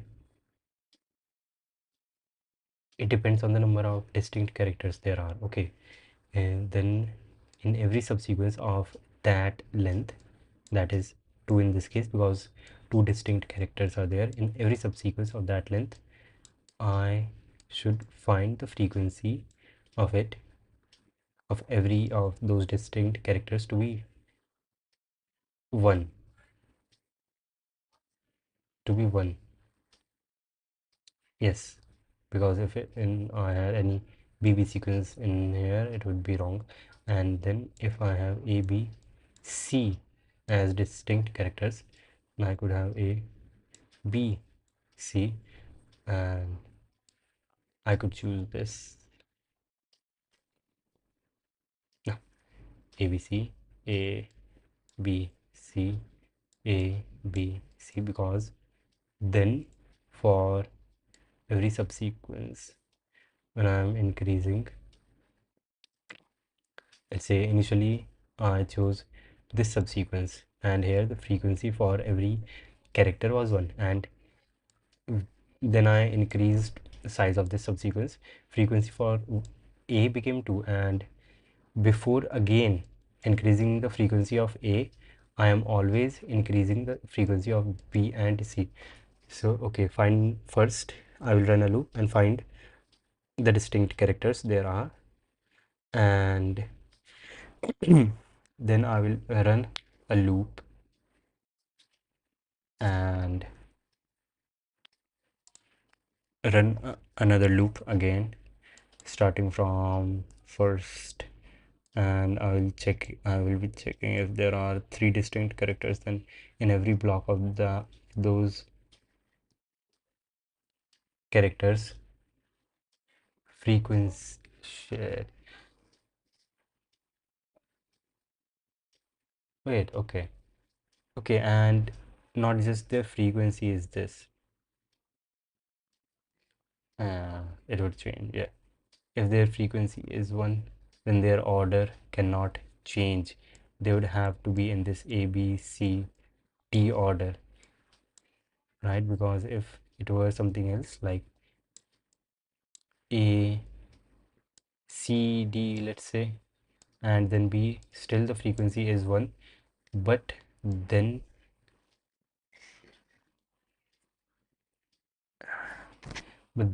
I would have to have A, then I could have C, then I could have D, then I could have B. Yeah, so the frequency would still be 1 and it would not matter. Okay, the frequency would have to be same, frequency would have to be 1.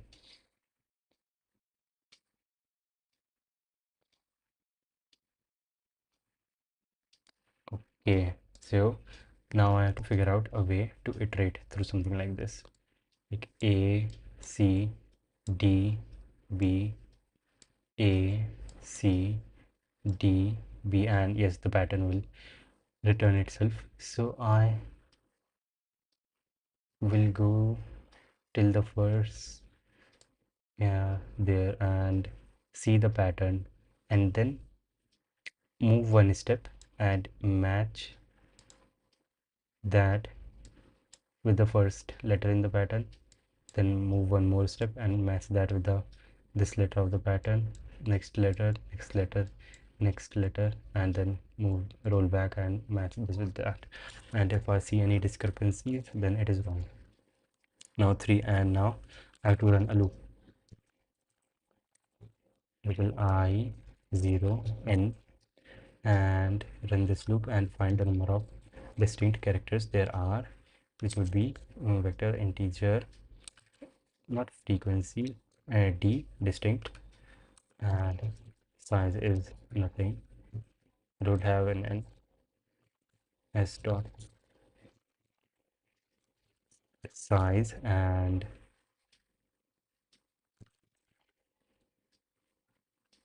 no. Also bool fq26, and if not fq si minus a, if it has not appeared before, then d dot pb pushback, then d dot pb for, then d dot pb for si d dot pb for si, and fq si minus a equals true, and this is s. After this I have my array, and now I have to see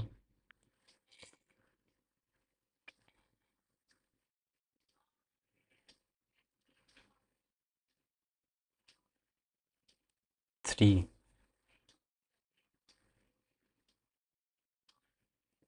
Yes, so okay, now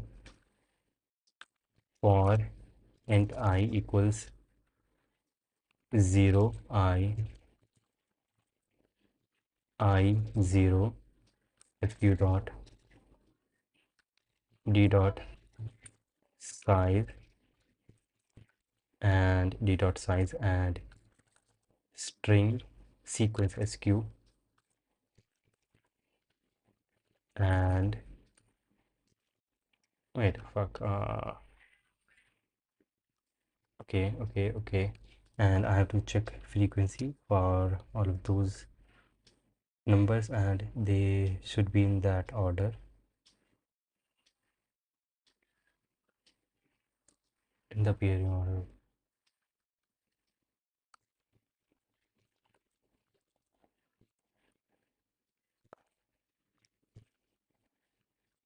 This d, and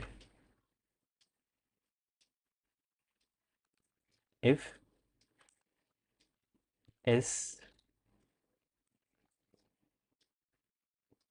I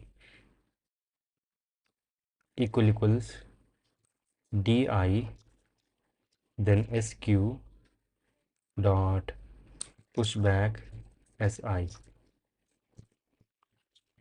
and at the end it should be equally size if sq dot size. No shit, I don't even have to do this. I don't need this sequence, it is already embedded in D. It is already embedded in D. If it is correct, that is, it should be equal to D, and then I have to iterate through the whole array. I 0 n iterate through the whole array, not n times s dot size minus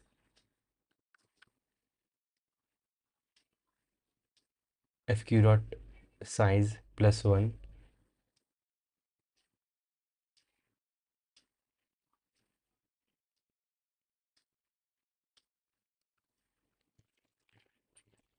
First I have to match the first ones. I 0 e dot size, and if si not equal to di, then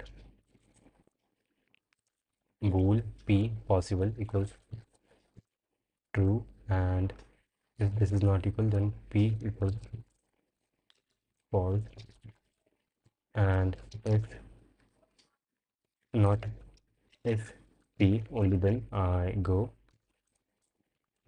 else cout no, and here if is still possible, then I have to match starting from there till the end. Okay, for which I have to start from I d dot size minus 1 less than s dot size. D dot size minus 1. If I have two distinct characters, then I would like to start from not minus 1 but from the character at index 2. Then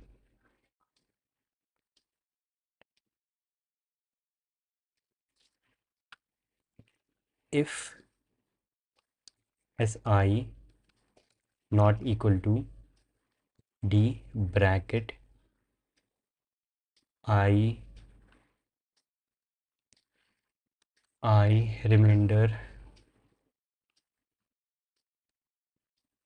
with d. So it will start at 2 1 2 1 2 1 2 1 2 1 2 1 2 1 2 1 2. If that is not the case, then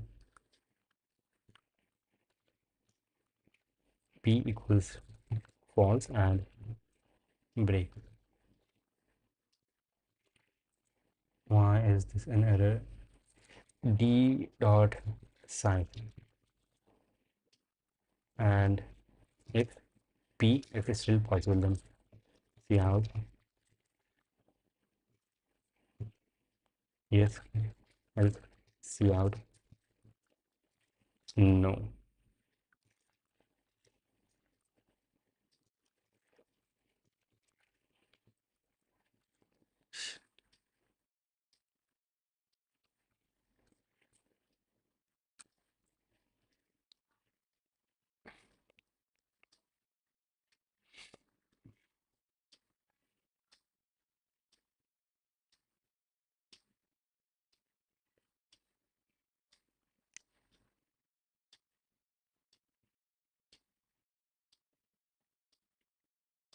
Frequency. Okay, if I make this vector bool fq size 26, and then it will be initialized to 0 if not this.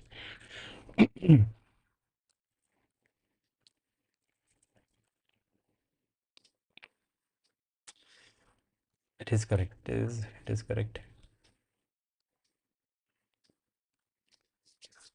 I'm going through FQ initialize. If not this, if it is 0, that is first time I'm encountering this, add it to D vector of integers, and make its frequency 1, and then possible is true, then start another loop confirming that the first letters of this unique sequence are unique, and if not, then be false according to theory, and then start again starting from d dot size till lower than s dot size. And okay, this seems correct, this seems correct. Look, I want to get this correct in the first try. 36 minutes. I want to get this right in the first try. And that is David Goggins in the background.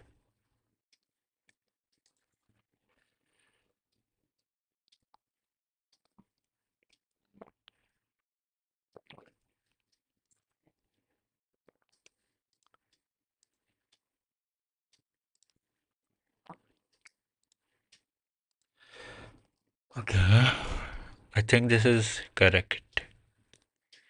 This should work.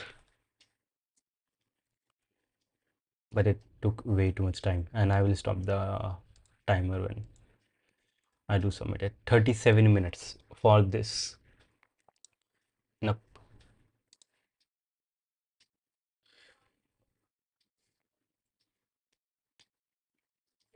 There is some problem. I should not be taking this much amount of time on questions. There is something wrong. Maybe psychologically something is wrong. When I start reading a question, I read the question and code forces does not fucking work.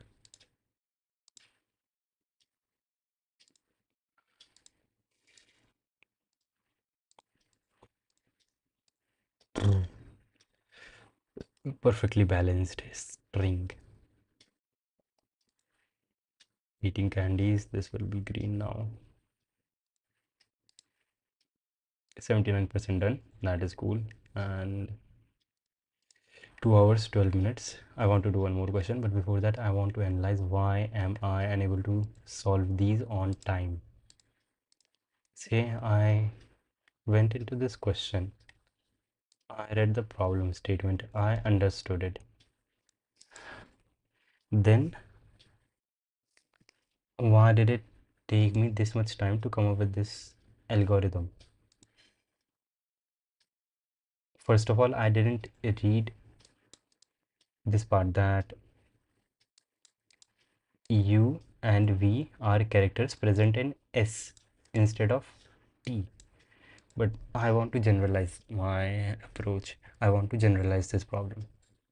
Not this specific problem, but the problem of me unable to solve these questions or at a faster rate. So I suppose in these kind of questions, when it is yes or no, in them, I have to bring down the conditions that I am checking, minimize the number of conditions. And when I was imagining in my head, I was thinking T to be as big as possible, very big.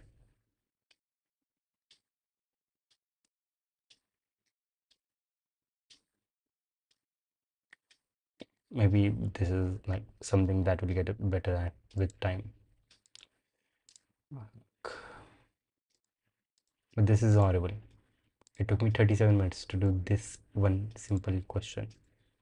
Now eating candies, and from now on questions will be getting harder. I will be at 1200 level.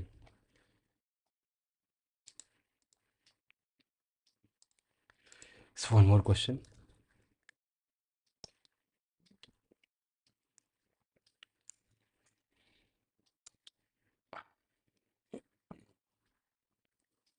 Rank is 2790.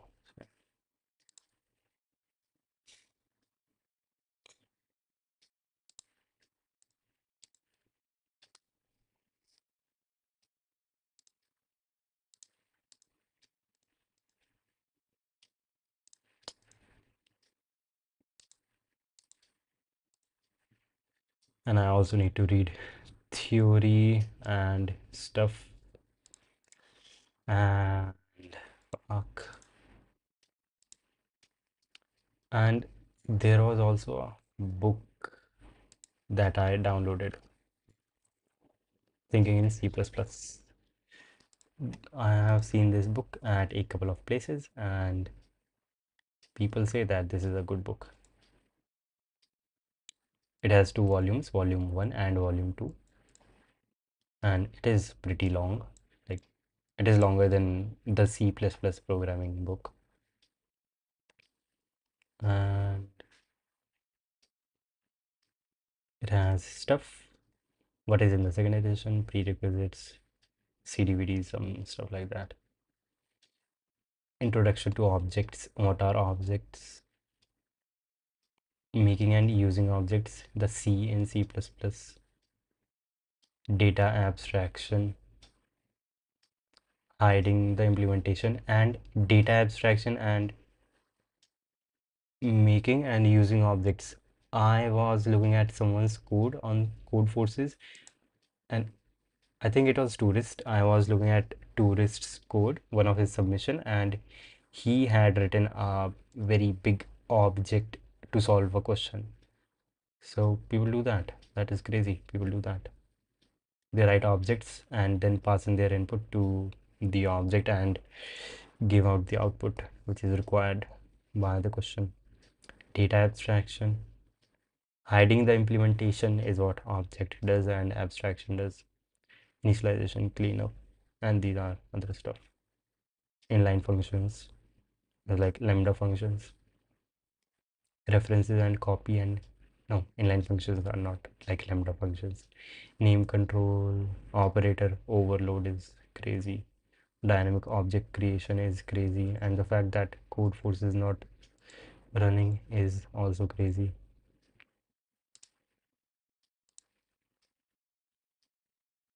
Polymorphism, introduction to templates at the end, and then comes the second volume of this thing. Fuck.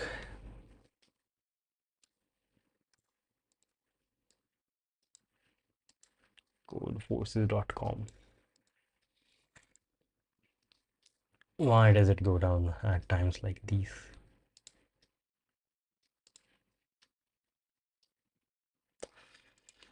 Checking our browser. Shit. That is still fine.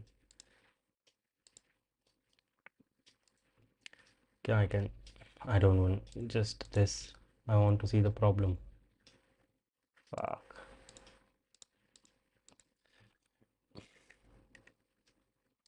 It's been 1 hour, 2 hours and 18 minutes. I guess I can do Striver's sheet, then Codeforce is not working. It is not running right now. Servers are down or something like that. Easy. I'm currently here, linear search, and let's do this. And the format, the way that I'm doing these Striver sheet questions might come as, I don't know, bad. Problem statement: given an array and an element num, the task is to find if num is present in the given array or not. If present, then print the index, or otherwise print -1, which is like fucking linear search. So done without even doing it. Find the union. This might be what fucked me yesterday in question number 3. Given two sorted arrays A1 and R1 and R2, size of n and m, find the union of the two sorted arrays. Union of the two sorted, I can do merge sort on these, right? Yeah, I can do like merge them together, uh, seeing if taking the lower number seeing like having pointers to the beginning of both the arrays, and whichever number is smaller, putting them in the third array in which I'm taking their union and doing that. And if at any point I find a number that is same, then I remove it from both. Then I add it. No, I just remove it. I increment one of the pointers forward, forward, forward till I find a number that is distinct, and when that happens, one of these will be added. And if that is there once more, okay, so I have to first I cannot do that. I have to see, and I will store that number in a temporary variable and keep increasing the pointers in both the arrays till I find a number that is not that number, and then add it to my union and continue the algorithm as it was going on. So that would be it. Like, it is pretty simple, so I don't have to code it. Find missing number in an array, what does that mean? These are like pretty simple. It even says easy. Problem statement: given an integer n and an array of size n minus 1 minus 1 numbers between 1 and size n minus 1 numbers between 1 and n, find the number between 1 to n that is not present in the given array. Okay, I guess in this I can just sort the array and then traverse through it and see whichever number is not present there. So I would like to like actually code this one. DSA, yep, here I do my coding, and here find missing.cpp and std and find missing. This takes in a vector of integers and called a, and then I will sort a. I think this is the best solution, otherwise I would have to do something else. Yep, yep. Otherwise the thing would be more complicated, so this is it. And then I0 a dot size, and AI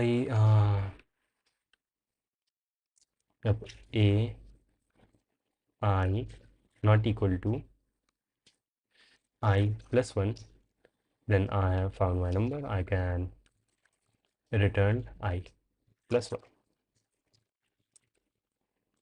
What is the problem? This thing. For int I, equals 0, I less than a dot size and I plus plus, and std sort a a dot begin comma a dot end, and return like 0. It will never come here, it will return always from here. And yep, this will work. And then into main, my vector of integer a is, okay, I have to be like a bit careful about this. 7 6 5 4 1 2, and here given an integer n and an array of size n minus 1. I can just figure out n from the size of the array. And okay, it is supposed to be 7. The size is 6. We are cool. Good to go. Then see out, find missing a.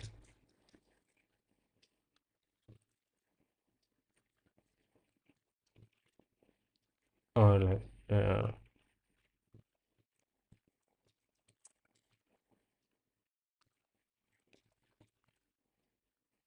that is cool. And clan find missing out, not slash out. 3 is the missing, that is correct. And cool.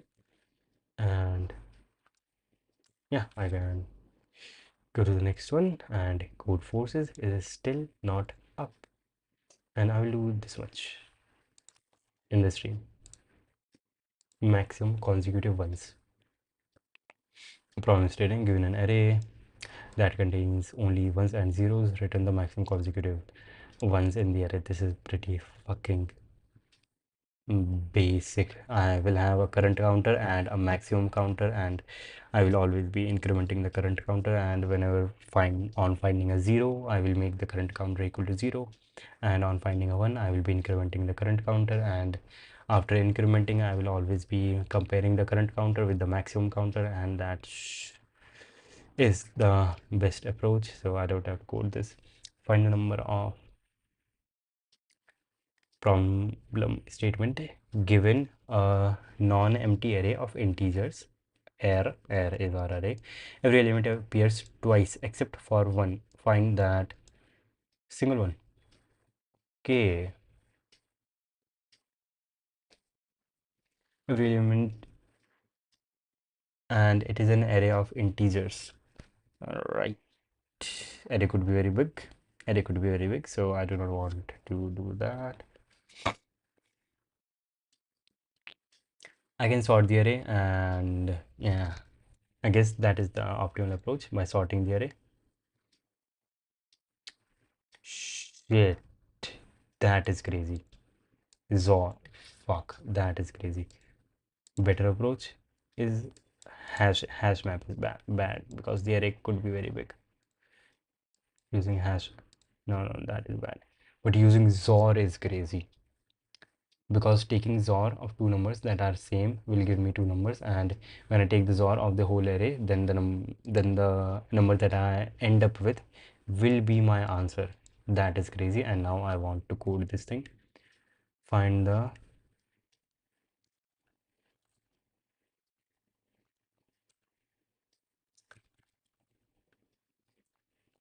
find single dot cpp. This returns an integer, and find single vector a vector of int reference, let's say a, and answer initially 0, or int I equals 0, I plus plus I less than a dot size,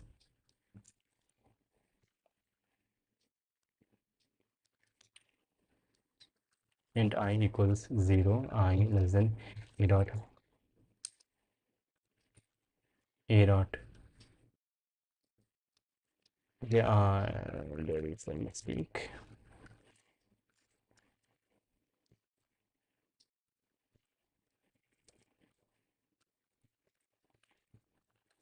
Include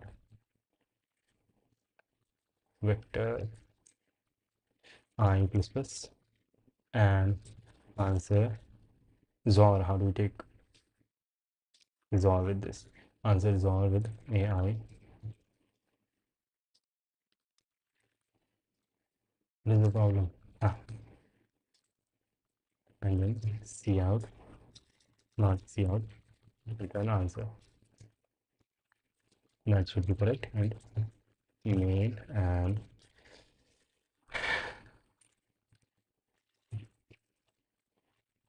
vector A and 1 1 1 1 1 2 2 3 2 3 5 6 6 3 6 3 2 3 and std out find single of a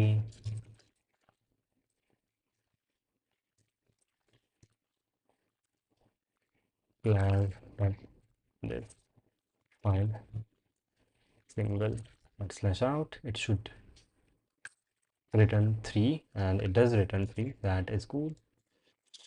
That is cool. Zor is cool. Code Force is fucking up. But yeah, I'll just go on with this driver thing and then move these two remaining. I'll do those two, and in here let's see how much system testing has been completed. 82%, so it will take some time, more than an hour at least. And problem statement: given an array A and some k, we need to print the length of the longest subarray that sums to k. Longest subarray that sums to k.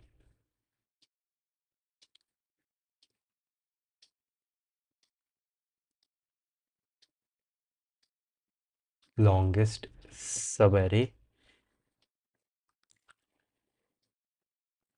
Gardane's algorithm. And then from quantity subarray within a single dimensional array is a dynamic programming approach to efficiently find the maximum sum of a no, that is different. That is different. It has negative numbers. Longest subsequence with sum equal to k.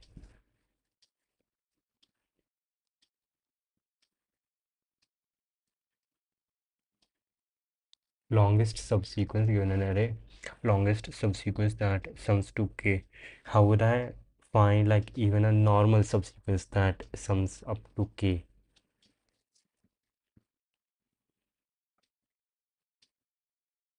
Okay, I start iterating from the start and I will keep a sum and I will see if adding the next number increases the sum more than k, and if it does, then I know that I can remove the last number. That is, it is not required. Okay, remove that.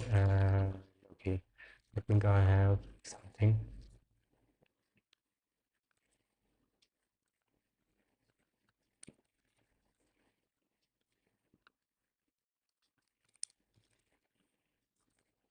Then find sub k dot cpp, and this returns fine. Okay.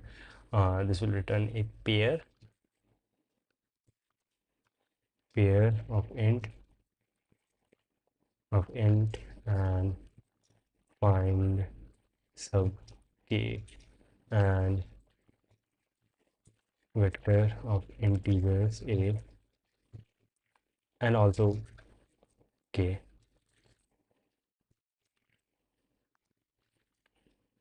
So std pair int answer and return answer, and then I would need a sum int s, and I already have k, and L is initially both are initially 0. S equal L equal 0. I think I don't have to do this in C++. No, it doesn't matter. When declaring a number in C++, do I have to initialize it? to 0. Because it gives the memory. Wait. No, shit. When declaring. No, when declaring a number, it is not strictly required to initialize it to 0. However, it is highly recommended to initialize variables, especially locally. Okay. And now for int I equals 0, less than a dot size and I plus plus, and okay, if s plus ai is lower than k, then s plus equals a ai.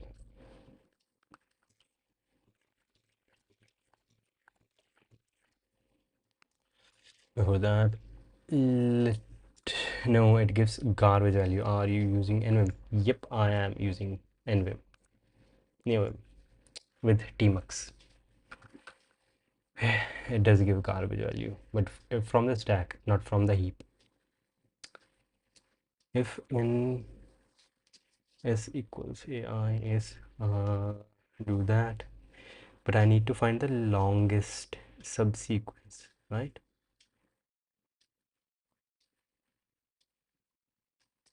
If it is lower, then just keep adding, nothing else. If it is s plus ai greater than k, if it becomes greater,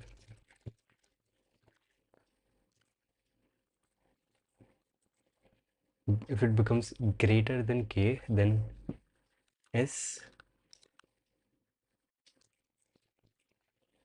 minus equals to, I will remove the last element, which is al, and think I can do this in one go, plus plus, okay, minus this, and increase the last element here, and do not move on to the next element unless I add this. I have to decide to add the current element, and I cannot blindly add the current element just yet. I have to keep doing this. Yeah, I have to keep doing this. Now, while s plus ai is greater than k, what I do is s minus equals a l plus plus, and l will be increasing, l will be increasing, and l cannot be l lower than a dot size. After this, and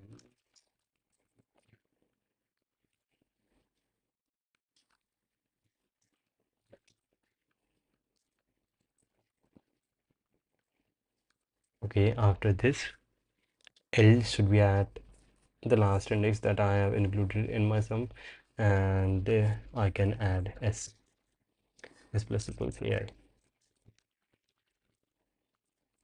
and else if it is equal,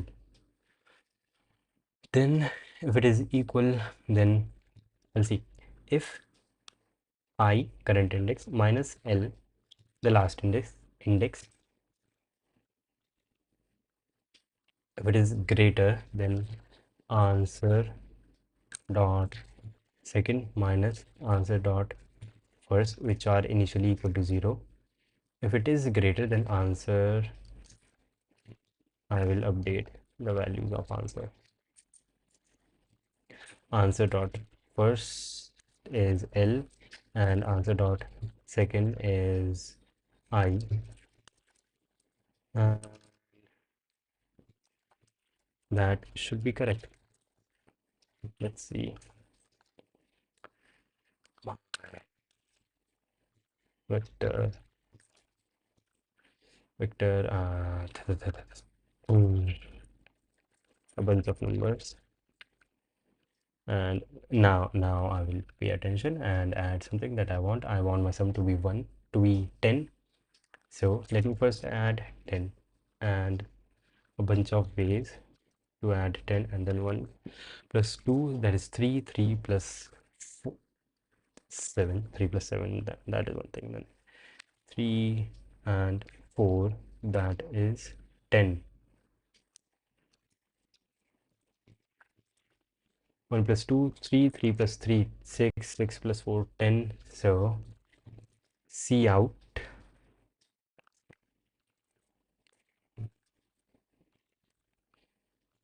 PAIR int answer equals find sub k for a 1 0 10, and then C out answer dot first space answer dot second.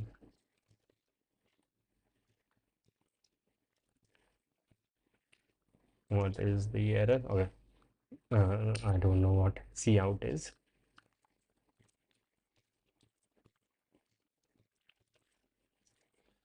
Then lang plus plus find sub k, and the answer dot smash out 12 and 14, 14, 13, 12. So 0 1 2 3 4 5 6 7 8 9 10 11 12 and 14.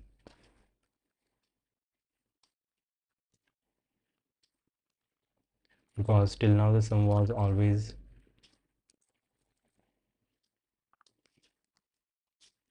adding 23 would make it greater than.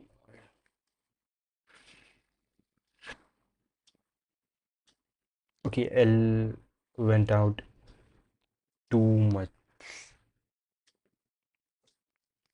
Yeah, and L has to be less than AI. L went out too much. And if it is less than AI, then I don't have to check if it is less than this. And if this AL is less than AI, and SAI is greater, then so when I come out, either the second condition is false or the first condition is false. If the first condition is false, that is I have reached the current number, then it is bad. Not less than AI, less than I.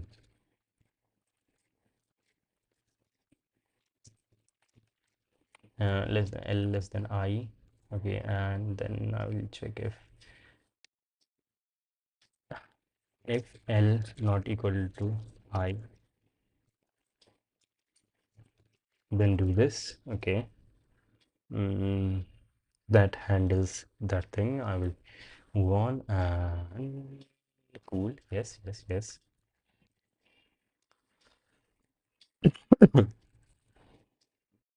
Then in else, that is they are equal. If it does become equal at any point, and yeah, not this blank dot slash out. Nice. So it seems okay.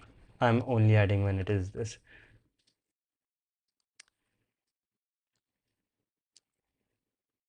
Add even if it does become equal.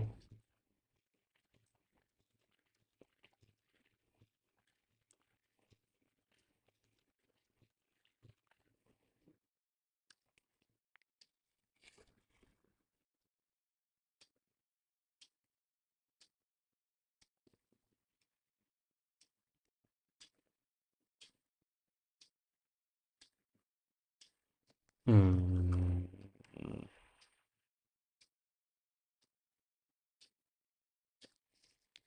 This not. It is equal.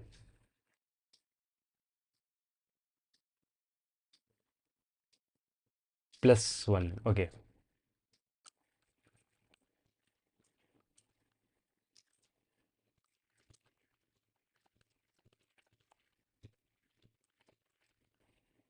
Plus 1, and I can initialize answer dot first equals mm, with 0, and answer dot second equals, I want it to be equal to 0, so, and then add 1, I want it to be equal to minus 1, so 0. I can make first equal to 1. Yeah, yeah, first equal to 1, and then 12 is plus 1, line dot slash line.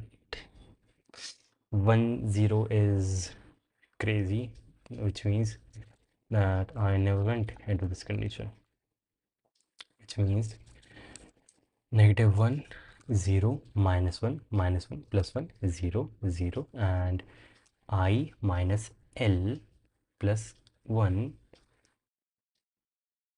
So that was 0, and this was supposed to be 1. So am I never getting into this else condition? See out, PD, see out, high, or with this high.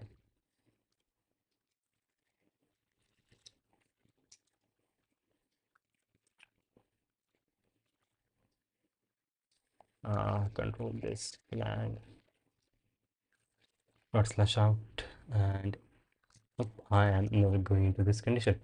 So S is initially 0, and S plus I, even if it is equal, then why would it?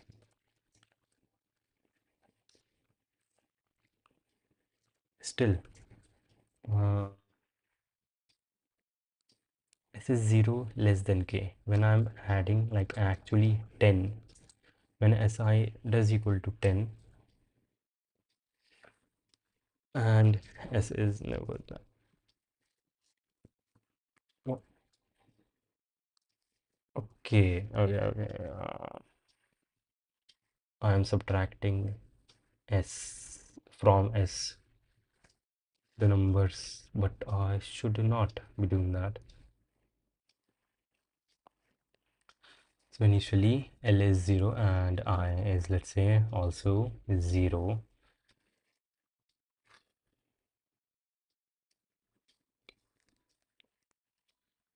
So I just go out and not 0. If they are not equal, only then add. Then I come back again and adding it is greater. So, but here L is and S is there. Okay, okay, okay. So I start, since I'm starting L at 0, I will start S equals A0,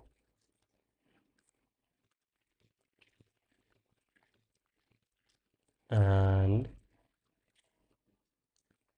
at 1.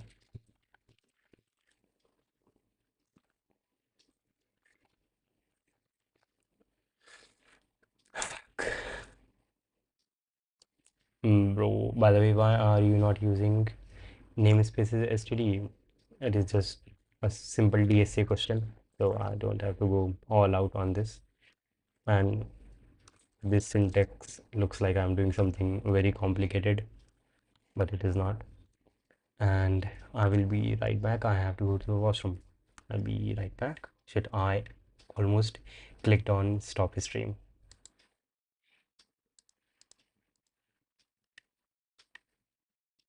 I can do this. I'll be right back. Wait.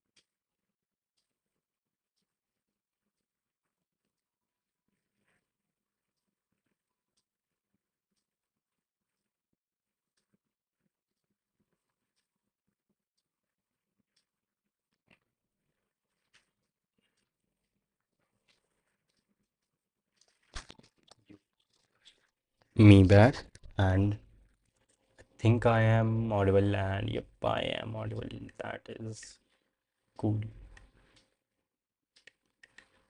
Mm, Namespaces. Ah, okay. I have to find. I'm not even able to find, like, instead of the biggest. I'm able to find. I'm unable to find any subsequence that adds up to make k.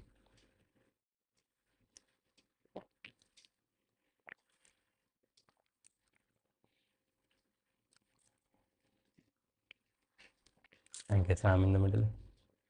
Yep, me in the middle, and I starts. This starts at I and s equals a0 23.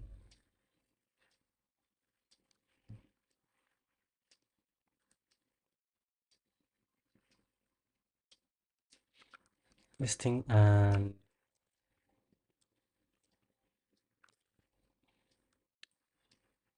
s right, s can never be negative, while s uh, do this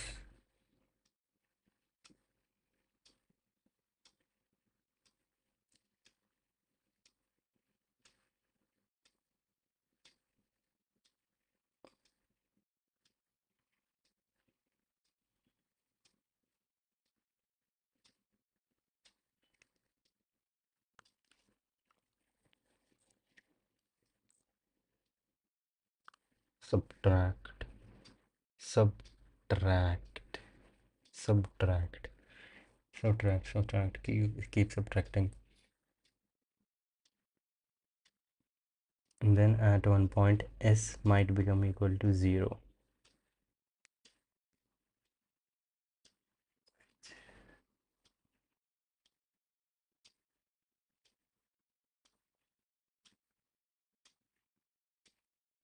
S might become equal to 0, and if that happens at any point, then L has to change.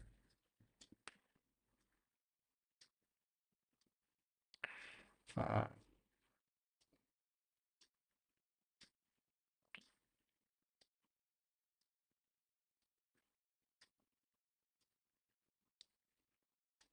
if adding the number, then this I can do this. If s is 0, then just make L equal to n minus L a minus 1, and okay, it would still give error because the last element is not added.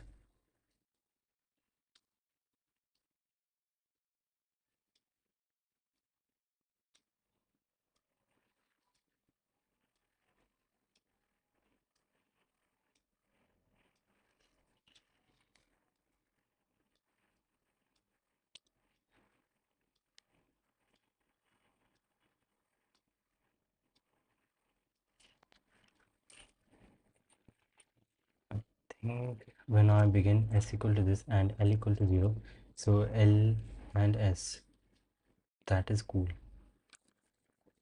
But then in the second case, then I see that adding 4 1 2 3 4 makes it greater than k. Then I go here and I see, is I lower than L lower than I, which it is, and adding it does do this. So I go and I decrease, and L becomes equal to I at that point. And if it doesn't become equal to that, then I can add s plus equals ai. Okay, that is also cool, but this would not happen. I here came out because of this condition, and okay, because of this condition, and now s is equal to 0 and L is equal to I, and when that is the case, I do not have L. Yeah.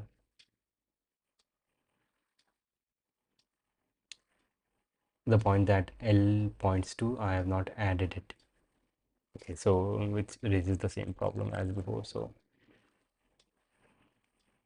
if S equals, if not S, then L equals I.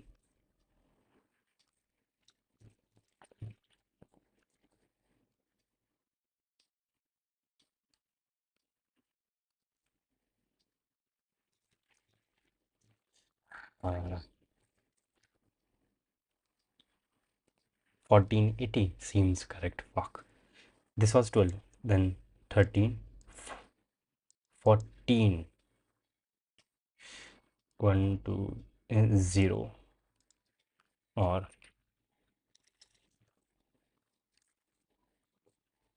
that is 0, 1, 2, 3, 4, 5, 6, 7, 8, 9, 10, 11, 12, 13, 14. 14 is this 5.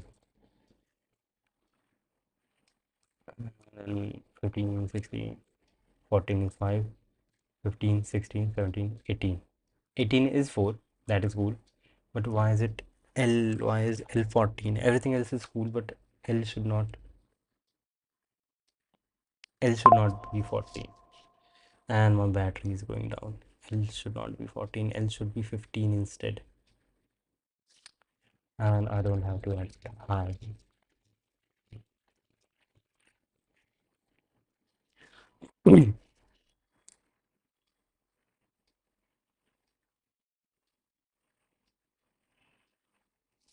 Which means at some point this thing happened.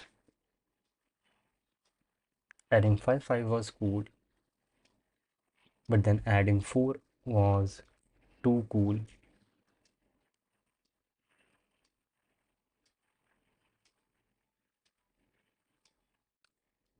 5 plus 1 plus 2 plus 3.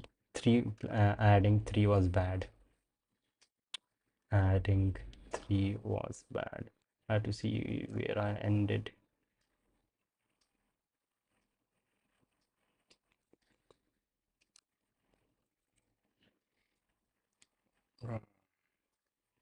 I think it has been long enough and I can stop for a while.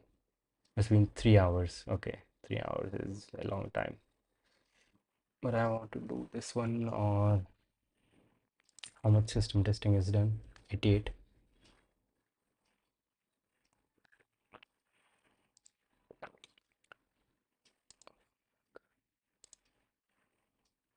This thing I don't want to look at the solution, but this is crazy. I'll do this later, but later never comes, does it? But I can rest for a while or do something else. I guess I can read a book, which I have, like this book, Murakami, Kafka on the Shore. Crazy, nice book. I'll be reading that, and yep. So this will be the end of today's stream, and my rating would be updated, and I guess it will go down. And yeah, that is it for today. That is it for today, and thank you for being here. Bye.